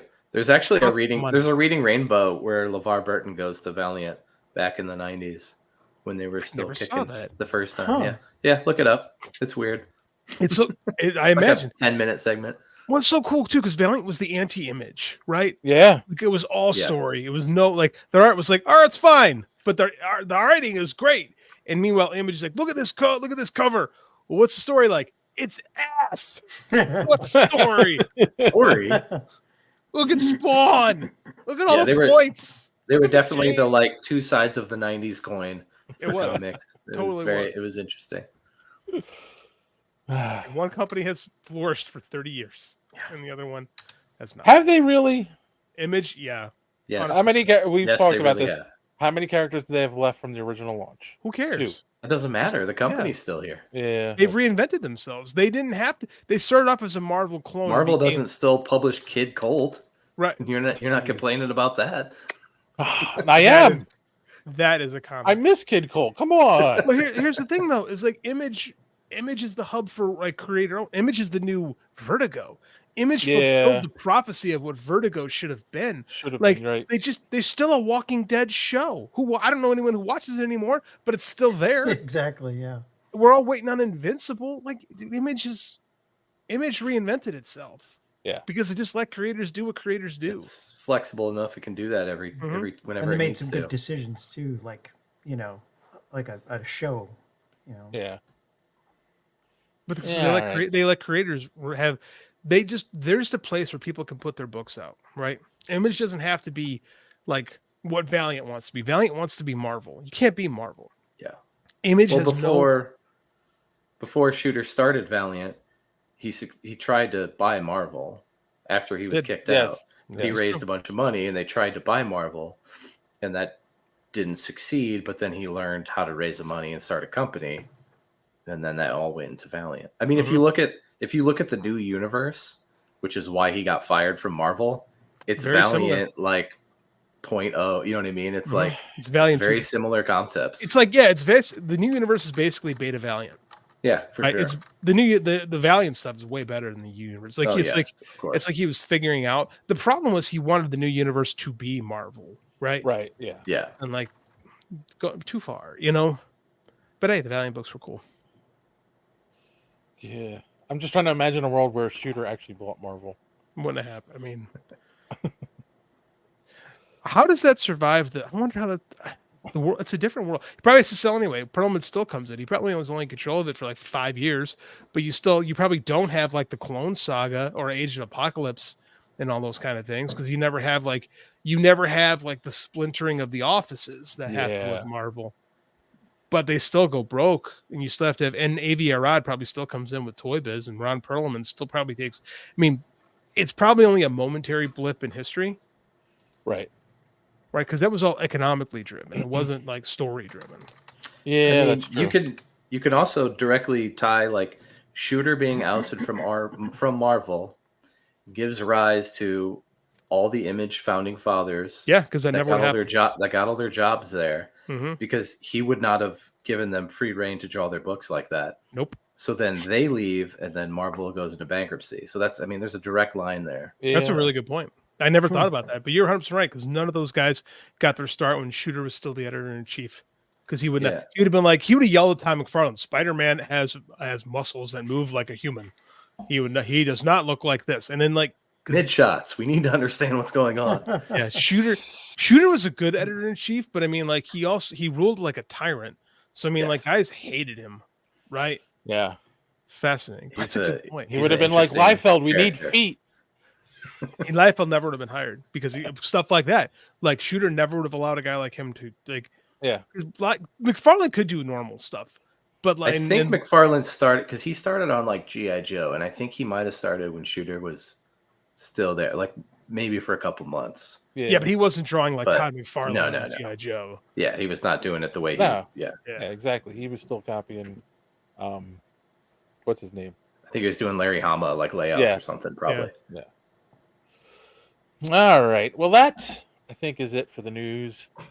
So we'll take a quick break, and we'll be right back with our main topic.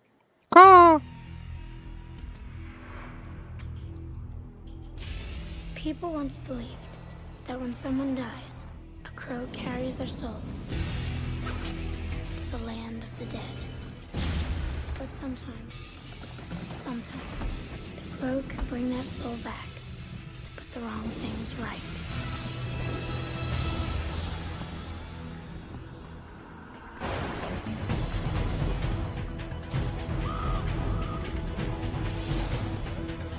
You're all going to die. Is that gasoline I smell?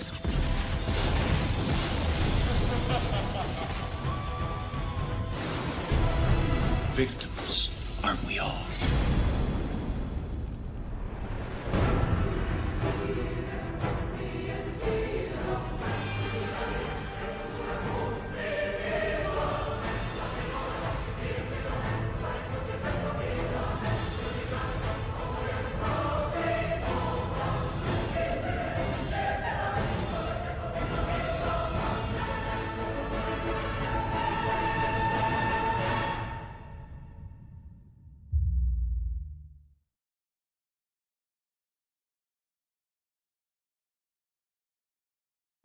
It's a damn shame to see that Miramax logo attached to this movie, doesn't it? Yeah, well, what are Why you do you gonna say do? that? Seriously? Well, no, Seriously? why do you say it? While you're sitting there, John, I want you to Google the name Harvey Weinstein. Weinstein. Oh. Never mind. Yeah, I forgot about that. Yeah. Yeah. All right. If they had to go into that one, I thought it was pretty obvious, but okay. So we So John's recommendation for the week is Miramax. Got it. It's hard not to recommend anything from the 90s and not mention Miramax. Yeah, that is true. Like they were attached to anything Pulp that Fiction. was good from that. Yeah, everything. From Desperado, like Yeah, you know, I from Dusk Till love that Dawn. movie. Like everything I loved from the 1990s was fucking made by Miramax. It sucks. Yeah, it's a. all right. Ugh. So of course we're talking 1994's The Crow. I did Which research was- for this, so I which have was lots of points suggested if by you'd a like. fan at the during last week after we were talking about Daredevil, the Ben Affleck Daredevil. All right, so let's go around. Because Mark Steven Johnson saw this movie and said, "Oh, I can do this with Daredevil," and missed the point of everything. So let's go around the room. Because you know some people are younger, some people are older. Did you? So the question is, did you see this in the theater when it came out? And when you rewatched it, do you think it holds up? So Chris, you can go first. Yeah, well, I did see it, yes, and it holds up in a way because it was one of my first pop culture disappointments. Really? At time? Yeah, so I was 15 when this came out, and I had the trade paperback for The Crow like a year and a half, maybe 2 years before that, like the kitchen sink version. Mm-hmm. So this Which is original the one I have. Okay, yeah. So Caliber put out the first 4 issues, and then I think they imploded, and then he went to Tundra, which was bought by Kitchen Sink bought them, and then it finished up that first 5-issue arc. And so I think they sold that in like Walden Books and stuff. It was one of the first trades that I have because there just wasn't trades just weren't ubiquitous the way they are now. Yeah. And so that was like whatever, however old I was, 14, 15 when I like read that. That was like a super like interesting book. And there's a lot of weird, dumb changes from it to the movie. Yeah. I probably like it better now than I did then because a lot of them, they're not a big deal, but they're just kind of like head scratchers. Yeah. Like the little girl that's in the movie. Basically, he just runs into her when he's the Crow in the book, and they don't have a previous relationship. But Right. he just sees the humanity in her, and he's nice to her, and it's it's like kind of a better scene. But you can like see the studio interference. Like, well, why would he be nice to her? Do they know each other? You know what I mean? You could see like the wheels turning and like them making all these like dumb, weird little decisions, like that, and changing like where they were killed, and like he's not wearing makeup in the book. That's just what he looks like because he came back from the dead. But they're like, why does he look like that? Does he put on makeup? You know what I mean? Just like all these rules that John loves so much. No, that's I mean. So so anyway, that was a bit rambling, but all right, real quick before we move to the next person, James did say I got my trade paperback after seeing the movie and had the opposite experience. Movie I dug, but then the trade blew my mind. All right, so how about you, JD? I'm a year younger than Chris, so I saw this at 14. I knew of The Crow, but I never really got into independent comics. I just didn't. So I knew what it was, and I was excited to see the movie more because I was a big Bruce Lee fan. Yeah. And like I grew up, my dad was a big Bruce Lee fan, so we always watched like Enter the Dragon. Like we used to watch Samurai Sundays in the 80s on Channel 66 in Chicago. So we watched all those, goofy, ninja movies growing up. So I knew who Bruce Lee was, and then I saw so Showdown in Little Tokyo was big for me because it was Dolph Lundgren and Brandon Lee, right? Yeah. And that was Brandon Lee was going to be the guy. And I remember the year before this came out, Dragon, the Bruce Lee story came out. And I just love that movie so much. It's corny as all hell and is completely historically inaccurate. Mhm. But I was 13 when it came out, so it's got a special place in my heart. So this one, like when I heard, because I knew Brandon Lee, I was like digging Brandon Lee, and then I knew of The Crow, and I remember seeing the promotional material, and it was 1994. Oh my God, this looks amazing. And then the legend behind the movie happened. And that pretty much, so for me, it's cemented in my head. And I thought it held up pretty good. I loved this movie at 14 because I was 14 in 1994. Like it's like geared for like me specifically. So I love this movie, but I also, it hurt. It's stuff that it's like, boy, this could only have been done in 1994. Some of the stuff ages a little silly, but all movies are of their era. So I respect that. I'm okay with that. Mm-hmm. The biggest heartbreak is because you really saw what Brandon Lee could have been. Like Heath Ledger did a lot of really cool shit before he played the Joker. Brandon Lee can't say that. Like Brandon Lee, this was the first cool thing he did, and he was gone before we had the chance to.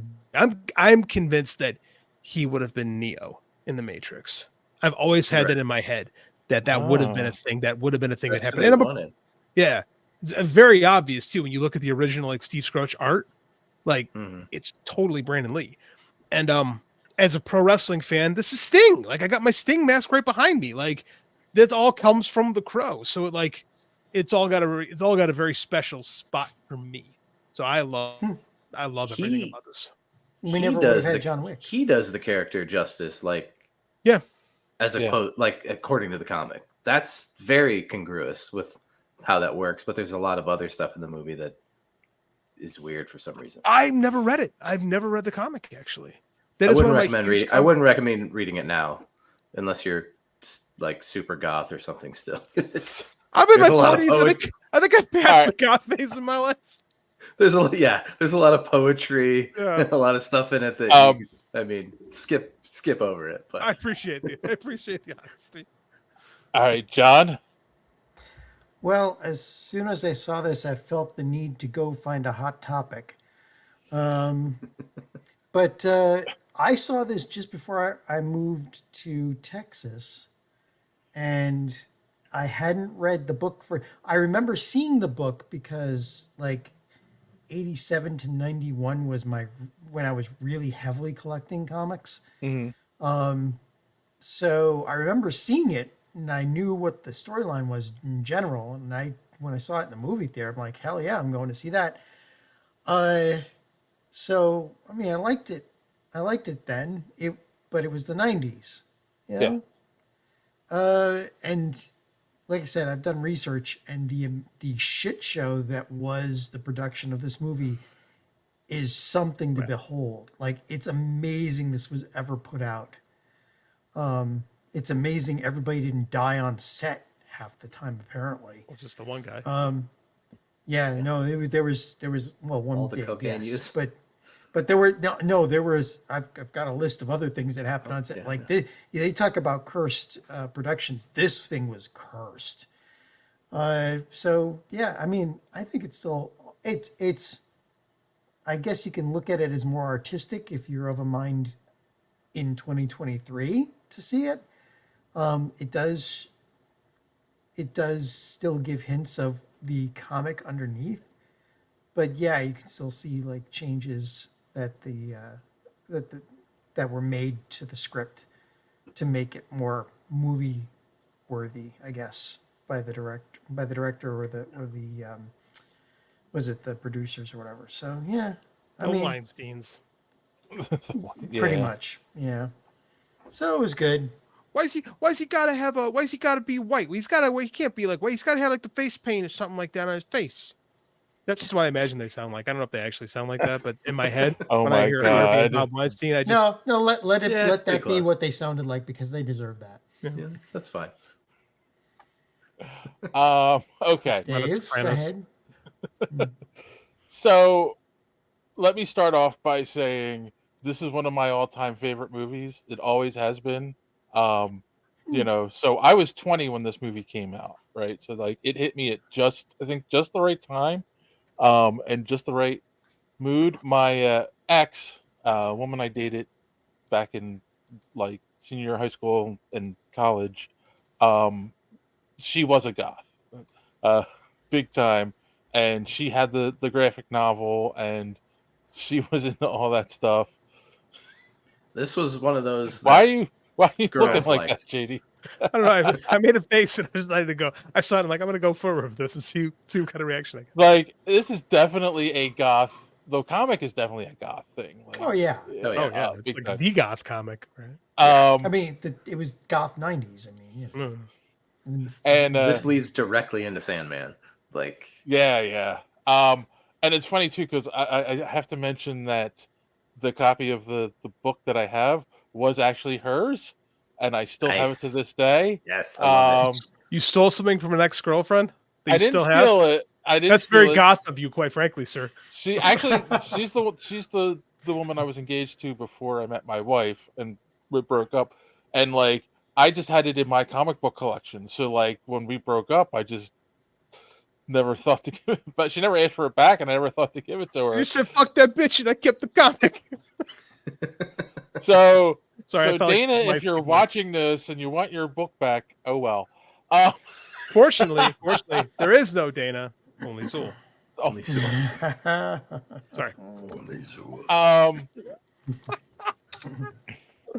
Zool, motherfucker, Zool. But there's also like, I was expected from John. I appreciate that. there is definitely a like an aura around this movie Oh, yeah. because of the death of Brandon Lee and everything they had to do to like finish this movie to get it out, and the fact And that they still the two Go ahead. electrocutions during the filming of the movie. Yeah. Like, I'm telling you, there is a list of shit that went down on this. So, it is Right up there with unbelievable. Twilight Zone. but it's funny because it's like this is the first movie that I went to the theater a couple times to see. Like, I remember, I'm pretty sure the first time I saw it, my best friend and I used to go out on the weekends and like go to like the Chinese restaurant and go see a movie. So we went and saw this, and then like anytime there was an opportunity to go again, like obviously I went with my girlfriend. She didn't know that I went without her, and then at the See why it girlfriend didn't at the- work out. Yeah, shush. And then, you know, like when I had my other friends were like, "Oh, we want to go see this." I'm like, "Yeah," and I jumped on it. You know, also That, 94. that was Wayne's World for me 2 years before this. Oh, there you Oh. go. Huh. And it's funny too, because like I was telling that to my son when I was talking about. He's like, "What are you guys doing this week?" And I said, "The Crow." And he's like, "Oh." And then I told him like, you know, it's like the first movie I saw multiple times in the theater. And he looked at me, he's like, "Why would you do that?" I'm like, because there was no streaming or internet. Like, it wasn't going to come out 3 months later to That's just true. watch it multiple times. Like, if you wanted to see it before it hit video a couple times, you had to go to the theater. So, I've already ruined my kid by taking him to movies multiple times. So, most people aren't going to grow up like that. Yes. Do you want a list of the stuff that went on? We'll this? get to that. John wants. Okay, there's a phrase in Chicago. It's called the Polish sports page. It's the obituaries. It's very culturally insensitive, but we have more Poles in Chicago than in Warsaw, or at least they did in the 70s, which is when that kind of a phrase became. So I'm giving the definition of this before John goes and reads the death count of the show. Well, you're talking to a Polak here. I'm so. fully aware of that. That's why I prefaced this with a joke that I figured you would appreciate, actually. Yes. So yes. Fine, John. You can tell us. I know you're chomping at the bit to tell us read all the people almost died in the movie. A disgruntled sculptor destroyed part of the set. He drove into it, right? Yeah, I didn't know that. A hurricane destroyed part of the set. A carpenter drove a screwdriver through his hand. Another guy operating a crane. What? On purpose? No, not on purpose. Okay. Another crane operator got electrocuted. He survived, but he had burns. Surprisingly, there was widespread cocaine use. I don't know what the relationship is. I was serious about that. Wait, did you? So at one point, someone sneezed and interrupted a take, and Brandon Lee was upset, and he said, "Someone just lost $50." Okay, that's not one that I caught. There was a second electrocution too. A carpenter, another carpenter. There was also the problem that they filmed this not in where it was set, but in Wilmington, North Carolina, which is a right to work state, so they could get around union rules. So they accelerated their go figure that that nearly died doing one of the stunts, in a right to work state where they didn't have to do all the checks that they did. They figure one of the reasons Brandon died was because the firearms master left the set for the day, and so the props master took over doing the guns, which you wouldn't allow if union rules were in effect. That's true. Same thing happened in the Rust movie. 2 years ago. Yeah. So just the sheer amount of crap, and then when Brandon died, they didn't finish it. They literally created another company, Entertainment Investment Corporation, just to finish this movie, and then piled another $8 million on top of the original. I think it was it 12 or 13 million. Now 15 million. So the final price tag was 23 million when they finally got it out the door, and that's surprisingly it did well. Paramount backed out. It was originally Paramount. Yeah. And then they backed out, and then Miramax or whoever picked it up. Right, and then they formed another company just to finish this movie. But that's not super unusual. No, that happens. And a lot of what you're saying, John, happens on movies. I know this is weird. I know you mentioned Wilmington, North Carolina. The thing is, they shot on the De Laurentiis sets. Dino De Laurentiis built those sets a decade beforehand and had been making movies there for a decade. Like Ninja Turtles, movie we all love, filmed in Wilmington, North Carolina. Firestarter, lots of movies have been filmed there. And I go, is it to circumvent union rules? Absolutely. Do mistakes happen when that happens? Absolutely. But stuff like a contractor drove a tree out of his hand, that happens on just about every movie.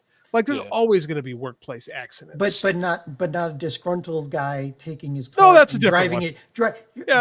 Drove it through one of the buildings and destroyed most of the props. It's a goth movie.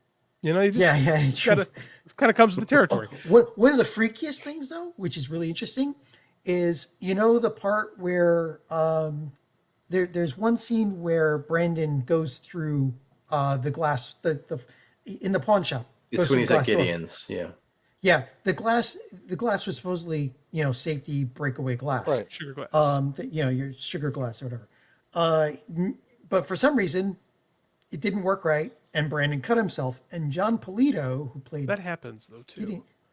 True, but John Polito said right after that happened, he said, "I've got a premonition that you're not going to survive this." I heard this too.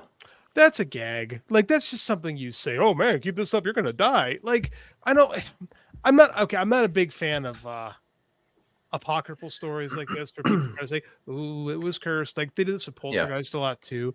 Like it was an unfortunate accident happened. People get cut with sugar glass. Sugar glass is glass. Yeah. Right. Yeah. It's just a softer glass, but you can still get cut from it. The thing with like sand glass, actual glass, is you get cut from it. Definitely, it's way sharper. Like so, I mean, like shit happens, And it breaks different. It breaks Right. different. Like these things happen. I mean, they happen on every movie. There's always accidents. That's why unions exist. That's why these rules happen, because they happened frequently back in the day.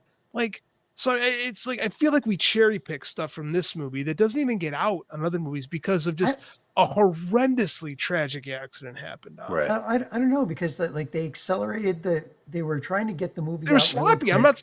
not saying they Yeah. weren't sloppy. I'm not saying that they weren't, cutting corners with this movie. Very clearly they were. Very clearly the director did not. And like the cocaine on the set, dude, it was 1994. True. Like, I mean, that's of course like there was. probably every find me a set that's to this and day. and doesn't get Miramax, followed. right? So There's a Nine Inch Nails song in there. Of course there was cocaine. Yeah. on the set. I mean, like that's every movie of the 20 years previous to that and 20 years since that.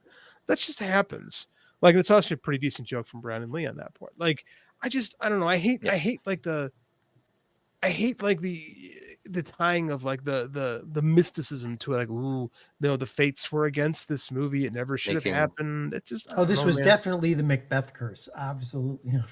I mean, like I'm supposed to say that. But we're performing right now, right? Yeah.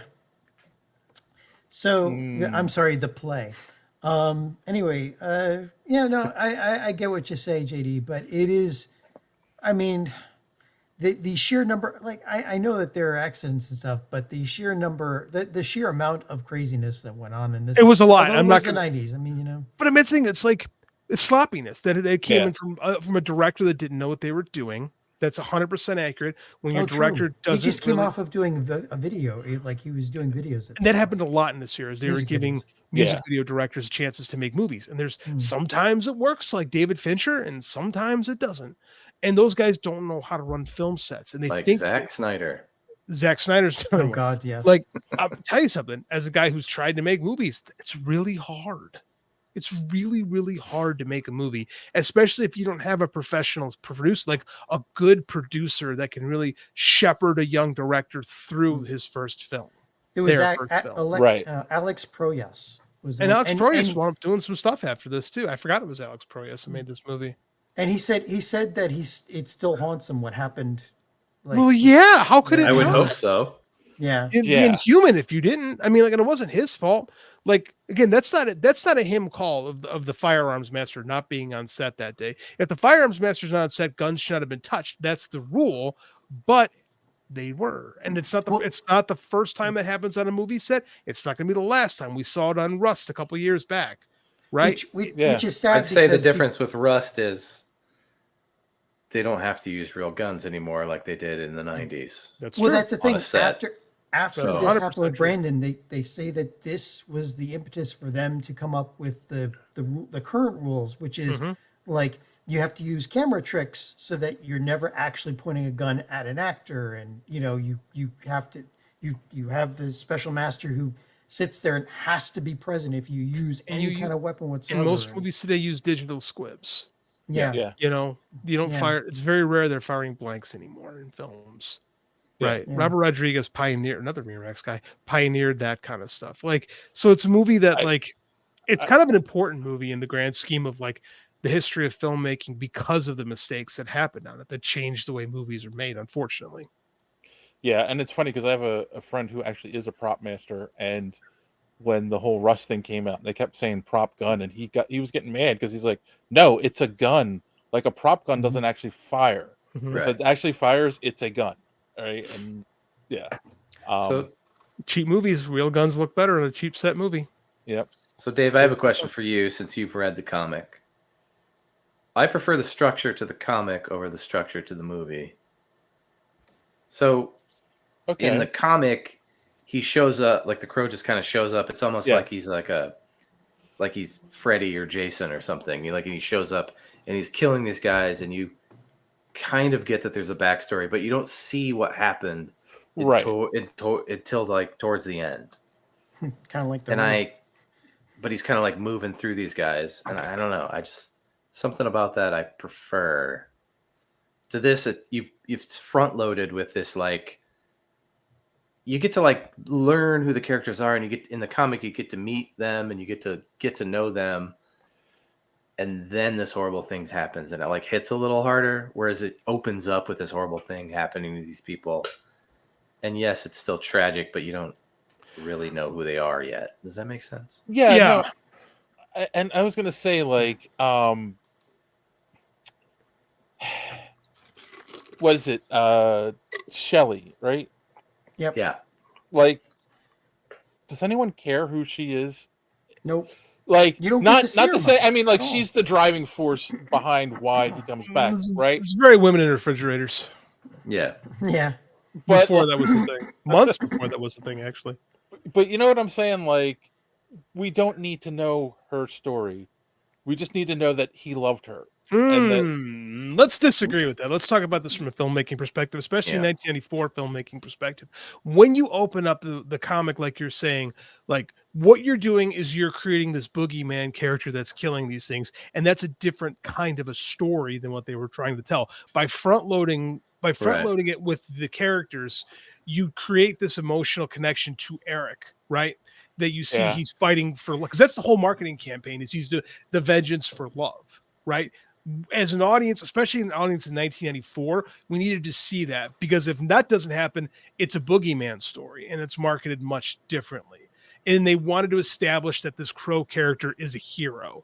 So you front load the story so you get that kind of an emotional connection from your audience. Is it better the way you're saying? I don't know if it's better, but it's different, right? And it keeps like the spooky, because I never read the comic, but I've seen the James O'Barr art, and it's spooky, right?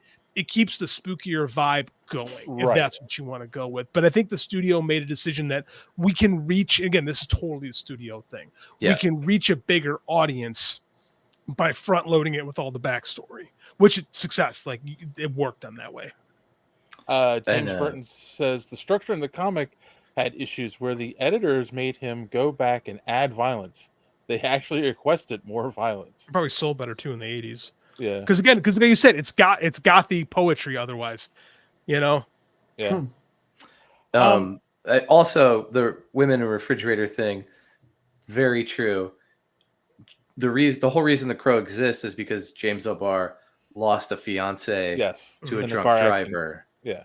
So yes, but also I'll give it to him. Yeah. And this was like therapy for him, basically. Oh, 100%. I've read the stories about that.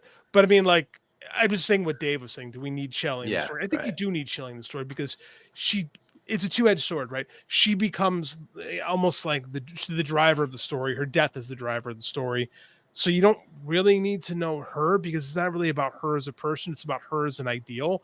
But at the same time, you totally don't have a female character that way. She's not really a character in the story. Right. And I also get what Chris is saying. Like, could they have started the movie with him, you know, coming back and killing Tintin, and then flash back to Hell Knight the year before? And yeah, I mean, I could see that. Is it a different movie then, right? Like, is it more of a horror movie feel at that point? It's totally a horror movie at that point, especially with like the look of the character and what's going on. And then because again, that becomes like, I attribute like the what's always proposed is the Sam and Twitch movie, right? This mythical Sam and Twitch movie we're never going to get, where Spawn becomes like this urban legend, creature of the night, and you're learning who it is through the investigation. That kind of is what would happen if, like, in Act 2, we did the flashback. And plus, in the 90s, there weren't a lot of flashbacks in movies. That was just like a cultural. At that point, like, the film culture had gone away from doing flashbacks and stories. Right. By the way, Academy of Science Fiction, Fantasy, and Horror Films. This got best horror film, best director, best costumes, best special effects. I don't know if they call us a horror film. I mean, it's gothy, right? It's got horror elements to it, but it also has this very strong, like, dark romance story. It's like dark fantasy, which is a term that wasn't used back then, but I think this very much falls under the dark fantasy category. I wish it felt more like a revenge. It doesn't feel enough like a revenge story. It doesn't really feel like it, and I don't know why. All right. I think if it was made today, they would have more of that like 70s revenge. I think they were going away from that too. Like I just don't think they wanted it. I think a lot of good. Continue, Dave. I'm trying to get my thoughts here. So I'm going to say that I think the editing and a lot of that also has to do with Brandon Lee's death. That's because possible. Of course. Oh yeah, anything, a lot of any scene like so. Here's the thing: I had to look this up because I had always thought they changed the ending because they wanted to do a sequel, but then they changed it because he died, right? But no, that's not true. Like all of that was part of the original story. But any scene that's in the apartment after he comes back from the dead, like the destroyed apartment, that's all a double. That is not Brandon Lee. A lot of the scenes are like that, and they used a lot of digital effects for the first time. Pioneered a lot of them actually. And the scene where the scene with T-Bird when he kills T-Bird, which should be, that's like he's the leader of the crew. There should be a big monologue type scene there. That's a double. Like, and if you notice, Brandon Lee or the Crow, Eric is looking down the whole time. Like you don't really get a good look at his face. He's quiet through the whole thing. It's all T-Bird talking. So yeah. The scene where he's putting on the makeup, that's all digital effects. Mm-hmm. In the broken glass. Well, yeah, like he's putting on the makeup. they put his face in the mirror, like that. They added his face visually in the mirror. Pioneered some of that stuff. This is one of the first films to do things like that. But again, that you get a different movie, and I think the movie is actually more ethereal because your lead dies halfway through the production of this. So it changes the vibe of everything. So again, it probably doesn't feel like a revenge film in that way because you don't get to have those moments with, because again, stories are told in close up and stuff like that. And when you take that away from a film, you're left with something different. And like I said, this really, I almost think this movie has more in common with Labyrinth than it does with Death Wish, you know? Yeah. And I think the thing that also hurts the revenge aspect of it is the end of the movie. Said that. Yeah, because they didn't have the guy, you know, like. But I mean, in the sense of like, now all of a sudden it becomes about Top Dollar trying to take the Crow and get his power, and then he has to go and they capture his friend Sarah, who really isn't a friend. Like that's all tacked on for this movie, so he has to go and like kill all these people in the church, you know, and then he can rest. And like, in all honesty, that ending does feel tacked on. Like sometimes you got to play the cards you're dealt. Yeah, I think if you just, when he goes back to the graveyard at the end, the first time, and Sarah's there and she goes, "I knew you were going to be here," and then she leaves. That's your end of the movie. Roll credits. Like, yeah, but they wanted that big moment. They wanted that scene, right? I know. And again, I think the scene works, but yeah, I get where you're coming from. Yeah. And Sarah was played by Rochelle Davis, and some of the acting was not that great. Like, you know, oh hi, I just met my you know, somebody who was a big part of my life and died a year ago, and I'm like, oh, it's you. It's like, no. Like, show some emotion, for crying out loud. That's a choice. Yeah, I mean, that's acting choices. Yeah, I know. Yeah. Kid actors, right? James, that does make a good point here, though. It was Eric who suffers in the hospital for 30 hours in the book, not Shelley. Yeah, and that's another thing that because that's how he gets connected to the cops in the comic. Right. One of the cops comes in before he's going in, like Eric's going to do his final surgery, comes in and kind of, even though he's like sort of comatose, tells him what's going on. And so that's, you know, I don't know. Yeah. I guess we don't need that exposition in the movie, but I think if they thought if Shelley had gone, again, it's very women in refrigerators, but I think if the thing is if Shelley suffers more, then it drives. I don't know. It's weird to say this, but I think maybe the thought was it drives the lead character more. I'm sorry.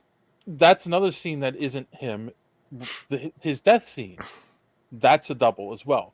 So ironically, did they change that? Was it originally Eric who gets, like, did they change that because he died? Brandon Lee died. So maybe it was Eric who went to the hospital originally. Yeah, but maybe. they had to redo all of that because I mean, that's very true. They had to work with what they had. It's very difficult to make a film when your lead is dead.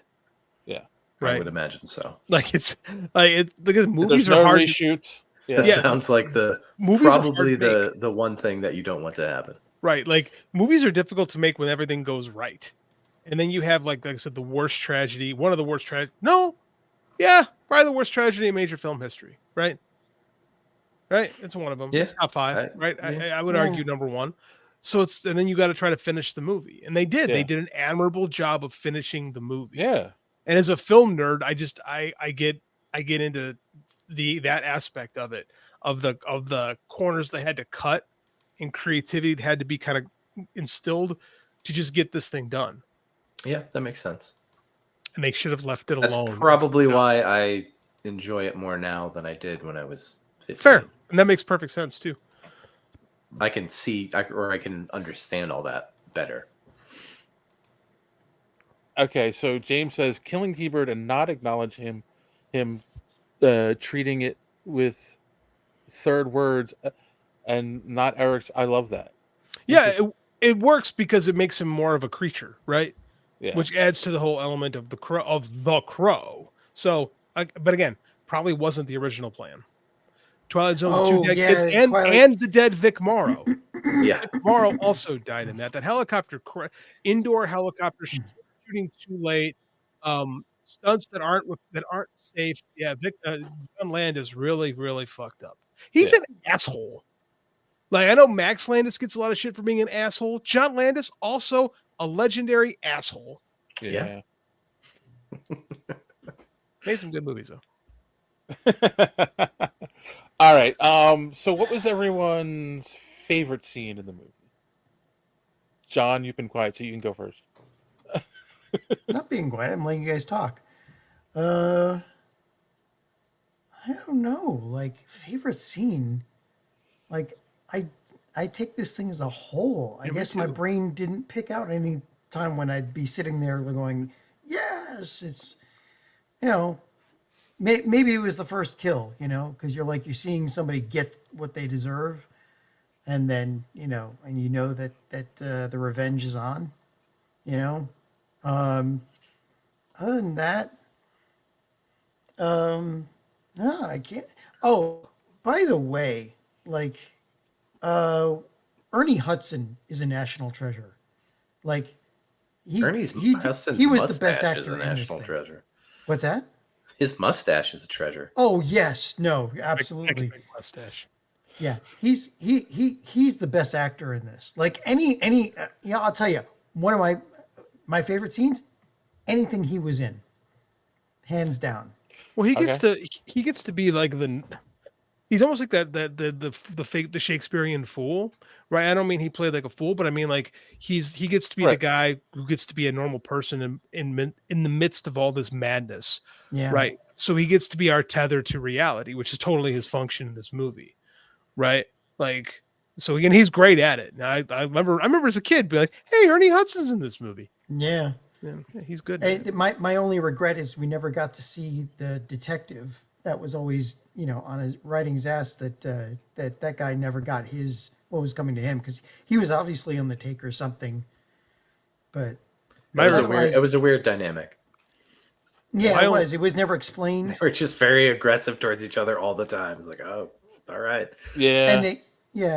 And but he was obviously on the take or something because he was covering things up. It was never explained in the movie. It was probably something that got lost after Brandon died. I finished that part. I've always got that feeling that there was something missing with that story. Yeah. Yeah, but otherwise, anything with Ernie in it, and maybe the first kill. That's about it. All right, Chris, what about you? Probably in the bar where the bad guys are drinking bullets. Oh God, yeah, because, I never got that. Yeah, it's kind of hard to watch. Because then I'm like, oh, I'm not afraid of these people anymore. Like, they're not. They're not real. Like, you know what I mean? Like, it's so. Can you imagine having to try to pass that afterwards? Be an awkward shit. It would Better hope it doesn't come out sideways, I guess. Woo! That's the only answer I have for you. I don't know. How about you, JD? I'm with John. I don't really have a favorite scene. Like the first kill is pretty good. I just like this in totality. Like, structurally, I think it holds up better than I expected it to. As I remember this movie, it's a collection of vignettes, right? And I thought it would play more like that, and it doesn't. Actually, the story structure's better than I remember it being to be, especially for the era. Like I expected it to be more of a collection of like art, which is what I thought it was. Which is what I thought it was at the time when I first saw it, but it isn't. There's actually a pretty sound, low-level Charles Bronson-esque story connecting this thing together. Yeah, all right. I think I've always loved the pawn shop scene. That's a good one. From the beginning, from him jumping in through the door, getting the ring, and then just that. Is that gasoline I smell? And he shoots the rings. And it is such a 90s artsy shot of the rings flying out of the shotgun. And then the whole thing. I mean, basically he doesn't put that much gasoline down for the whole place to explode the way it did. Super John Woo inspired. Yes. Yeah. But yeah, I love that. That, and then the scene when he goes to I can't think of the character's name, Ernie Hudson's apartment, and Ernie Hudson is he's got his cop hat on and he's looking at the files, and he's just being a regular guy, and he comes in, and it's the scene that humanizes both of them, I think. And he's like Eric's like, I don't know why I'm here. I don't know what I am. He's not, he's not in his underwear, but in his cop hat. Yes. Yeah. And then just and that's, I think it's the scene that makes the movie work. So it's very human. Yeah, I can see that. It's very Batman Gordon, but almost more human, right? In some ways. Yes. Yeah, and I love the end of that scene. He's like, "Oh, so you're gonna go disappear through the window again?" And he's like, "Thought I'd use the door," and it's a perfect line, Brandon Lee plays Eric with such like a detachment in some cases. He does a really good job of playing a guy who's dead and back and not sure why. That if that were to happen to you, you would be kind of like aloof in some ways, and he plays him very aloof in a lot. And I think that it really shows Brandon Lee's chops, right? Yeah. And again, because he's chewing on scenery for a lot, which is required. He's playing the Crow. There's not you're not talking about the most subtle character in popular fiction. And he does a great job of making him verbose and poetic and dark. And there's a lot of big fence swinging in this. It really shows us what he could have been and what he was knocking on the door of becoming. Yeah. Before this and for the whole story, this whole thing wraps up of man, what could have been, right? Yeah. Yeah. True. And then I guess so. This is a movie that they made a couple of sequels that just no, were they didn't. Terrible. Never seen any of them, so I don't think that's What are you true. talking about, Dave? I've never seen them either, but I know they suck ass. Oh, I've seen, I think, City of Angels with Eddie Furlong. Yes, featuring a whole Fleetwood Mac cover. Okay, I don't remember that. But I mean, and it's the only thing that ties it together, obviously, is Sarah. Is she shows up, and all of a sudden there happens to be another person coming back from the dead, and it was not even the same actress though. It wasn't right, the same actress. Right. The only reason it's her is because she's still got the ring, I think, around her neck, in that movie. James O'Barr really kind of like how you used to be able to make one song in the 70s and live off of it for the rest of your life if you wanted to. He really you can't make less than 100 pages of comics and keep selling it over and over again. That's true. And and you used to be able to do that. I mean, that was a legitimate model if you had something that struck the right chord, and they'd made 4 movies and a TV show, you know what I mean? But it's just so he's comics one-hit wonder. Yeah, it's interesting. And of course, there has been a lot of talk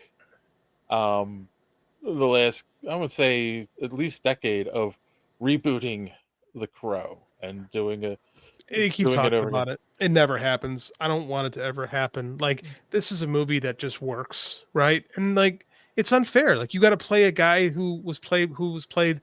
It's not like the Joker, right? The Joker is part of like our pop culture lexicon, right? Where you've had a lot of people play the Joker, not just Heath Ledger, Right. right?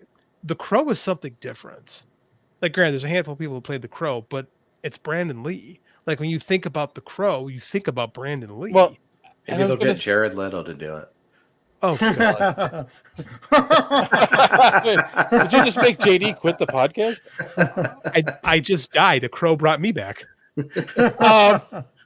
So what I was going to say is, like, I think one of the reasons this movie works is that it is a very 90s movie, but in the way that it's like artistic vignettes, as you were saying, that's like how the book is, right? Mhm. It's like, here's a scene of him killing this guy, and then here's a scene of him killing this guy, and there's the poetry in between, and then they start filling in the backstory later on, and it's just like, it's so much poetry. It is such the whole thing is a product of its time, where if they tried to make it today, you know they're not going to follow that formula. That's the reason why I don't think you can do this again. We haven't redone Gone with the Wind, right? Oh yeah, but We haven't. There's movies that like they're not going to redo Back to the Future. Like, there's just certain movies that Wizard just of Oz. Wizard of Oz. Well, they have redone Wizard of Oz, Well, you but know what never I mean. like on that scale. But you're right. Like, there's movies that just shouldn't be touched. On the Waterfront, The Godfather. Like, just do your own. Like, we've had plenty of like gothy lead characters in films, right? Like, right. Just leave this one. Like, the DNA of The Crow is all over popular fiction, right? For the last 30 Yeah. years, we've seen elements of this character. Like I said, I got Sting behind me. Like, has influenced so much. Like, you look at this, like the Matrix does not happen without The Crow. Yeah. Right. Like, this is such a cultural touchstone of a film. Just let it be what it is. They've already done too much. They even tried a TV series on it, for crying out Yes, loud. they did. It was bad. That doesn't exist either. I don't know what you're talking about. Exactly. Because I did see something the other day about them talking about the Jason Momoa Crow movie. I'm like, Oh, of all the no. people to play No. Eric Draven, like, no. I like it's like Jason the Momoa, worst. but no. It's like the worst possible choice. Someone Only did if a a choir mock-up. of angels follows him around sniffing his leather. Someone did a mock-up of Jason Momoa in the Crow outfit, and I looked at it and said, "Oh, Lobo." Exactly. Perfect. Yeah, Yeah. exactly. Like, it just no, it just doesn't work. Yeah. So, all right. So I think we're all in consensus. We love this movie. Leave it where it is, and don't redo it. I don't love it, but I really, really like it. So I think you might have been too old, John. I don't mean to pick on you for that, but I think it's one of those things where it just kind of missed you demographically. Yeah, that's possible. Because That makes there's stuff that I was people 24. love. I was 24 when it came out. Yeah, but I mean, like, it just could have been a different spot. You know what I'm saying? Like, it just wasn't. I your was. thing. And there's stuff that's come out in years past that were super big, and it didn't. I'm a big horror fan, but like when Scream came out in 2016, I saw it and went, like, and that's like one of the most influential horror movies of the last 30 years. And I think it's just, you know, there's sometimes stuff that doesn't speak to you. I'm always ready to say, like, on technicalities and stuff, it's a good movie, and I would recommend it for people who are into that kind of stuff. It's not my cup of tea. It wasn't back then, but you know, it's still so good that I actually still really like it. You know, Good movie. But yeah, like for people who are into that side, that kind of noir kind of movie making, you'll probably love it. So, you know, I would still recommend it. That's a great term for it. I didn't think about it. It's very much a noir. Oh yeah, no, yeah. They desaturated a lot of. They were originally the director wanted to do it in black and Raining white. all the time. Raining constantly. Yeah, Oh, they it's wanted to do it in Detroit, black and white. Can't rain all the time. But a lot of the shots you see that everything is desaturated. Like there's only certain Dumb. pieces of it that are color. You know, It did rain all the time in that movie, though. It might as well have been Seattle. Yeah, no, it's very noir. It's very but it doesn't I wouldn't put it in the category of neo noir, which tends to be very lit with neons and stuff like that. It has much. It's very 90s. Like the way I can describe it is very 90s noir. It's very dour, right? It's very leathery, but it's still shadows and that kind of leathery. stuff. So it's very leathery. So many cows almost died. Insidious, almost. You realize it's influenced that. You realize the rain starts when he comes back. Yeah, I'm and aware, Dave. stops when he leaves. I'm it's a aware. whole thing. Thank you, Dave. Well, What am I, an also they had a What am I, an hurricane asshole? on set, so. Oh, shit, that was funny. Good job, Chris. Thanks. What you're saying is blame it on the rain. All right. So I think we can put a pin in this one. Wrap it up. Somebody has something they want to add. Good movie. Besides John and the death count. Out of count. All right. Let's go around the room and did we learn anything this week on the podcast, or do we have any recommendations? And Chris, you can go first. I never learned anything. We were talking about Barry Windsor Smith's Wolverine. Mm-hmm. Marvel put out a gallery edition of Weapon X. God, it's that's huge. beautiful. It's like the size of it's Yeah. bigger than an absolute version. And it's got all the Weapon X stuff in here on great paper, all his glorious color and everything. Great. I grabbed it after you mentioned that. And then, because superheroes aren't everything. Sorry, Dave. But a new Daniel Close book came out this week. Oh. Monica. It's great. Recommend it. And that's it. Read more comics. Read more comics. All right. How about you, JD? I discovered a YouTube. I didn't learn a damn thing too. I'm like Chris. I discovered a YouTube channel that I really like called Rob Squad Reactions. I think it's a guy. I just minutes before the show. It's a African American couple, and they're discovering. People are sending them rock music from the 70s and 80s to listen to for the first time, and they listen to it and they evaluate it kind of on while you're watching them. And because my kid and I were playing Halloween songs, and I was looking for "Don't Fear the Reaper" covers, and that video popped up. The algorithm always treats me well. And it was these two people listening to "Don't Fear the Reaper" for the first time and just loving it. It made me happy because that's a great song. So I watched a few of their videos before the show. I'm like, these guys are great. So I'm gonna keep watching their content because it made me smile. All right, cool. John. Netflix Gamera Rebirth. I would suggest you go see it if you've got Netflix. How are they And treating one- Gamera? What's that? What's the tone of this Gamera reboot? There's an overarching storyline for all 8 episodes, but it's pretty serious. It's like the original Gameras were he's all about the children and everything. Yeah. No, much more serious, much more interesting. Does that serve the character of Gamera? Because isn't that the difference between Gamera and Godzilla? Gamera was the monster that your kids could hang out with, whereas Yeah. Godzilla was the bad boy. Yeah. Nice.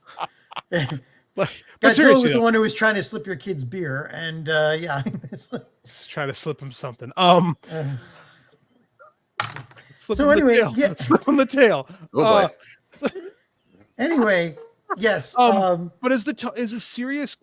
Do we need Shin Gamera? Is what I'm asking you.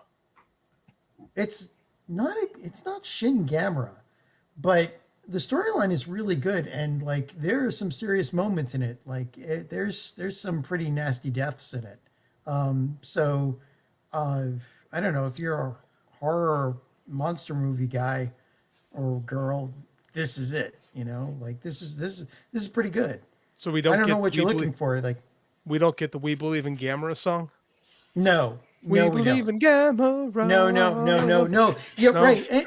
And again, they're already past that. That was the original Gamera series of films, but there was a second series, 3 films, I think 20 years ago, and they kind of got rid of that part of it. And now this was pretty good. It's not like Shin Godzilla level, but it's pretty damn close. Okay. And the animation is really interesting and cool. Okay. Dave? So yeah, One of my lights I just kicked my light. And it fell You're in noir right now. Oh, Yeah. now you're over. I like it. All right. So first off, I learned something this week that John is obsessed with death and destruction. Because first off, he said, all the people who got hurt and died in making this movie, and then he said his favorite scene was the first time Eric Draven killed someone for revenge. This is also true. So I'm a little scared to be going away with him next week to New York Comic Con.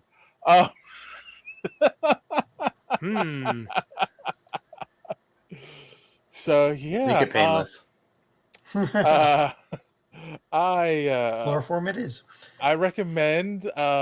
First off, if you're watching us right now, hit that subscribe button, click that bell for notifications, so you don't miss us when we go live every Sunday night, right here on this channel at 8:30. I also recommend that you go over to superheroespeak.com, where you can find the podcast every week. Links to our social media at the top of the page. Comic book reviews by our good friend Chris. He just put a review out there for The Devil That Wears My Face. It's a new comic from... what a great title. Good book, too. Yeah. He gave it a 9 out of 10, so I haven't read it yet. Someone famous. I just trying to think of who. I can't remember who it was. Pepos. Oh, David Pepos was right. Dave Pepos. Spencer and Locke guy. Yeah. Yep, Spencer Nice and Locke. guy. Remember Really we good did a guy. whole thing with Spencer and Locke. Yeah. We had him on the show. So Great yeah. guy. Yeah. So yeah. And I also going to recommend, make sure you're following us everywhere on social media this week, because we're going to be posting pictures on Instagram from the convention. I'm going to try to do a blog post every night on the website. And why are you shaking your head now? You ain't doing that. You're gonna be so tired at the end of the day. Yeah, like we're getting old. You James, say know? you're. I appreciate your thoughts for doing it, Dave. You're gonna be wiped out from doing all this stuff, and it's what you should be, quite frankly. Oh, I don't know. We'll see. Okay. I'm going to try to prove you wrong now.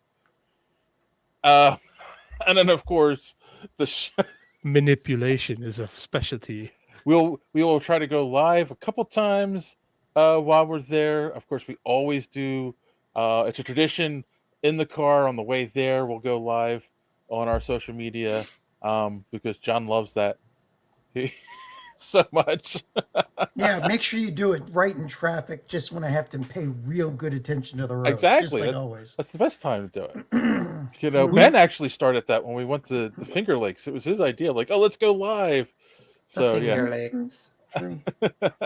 Here's a question. You had some potential guests you had mentioned before. Spoilers, or are we going to make sure we get those interviews first? Yeah, let's make sure we get those interviews because the first. list is pretty good. I'll be honest with you guys. You never know what's going to happen when we get there. So there's some that I went, wow. So let's see if we can land. The one is not going to happen. And of course, I mean, okay, yeah, Kirkman, we're not going to get a one-on-one with, because he's going to be pretty busy.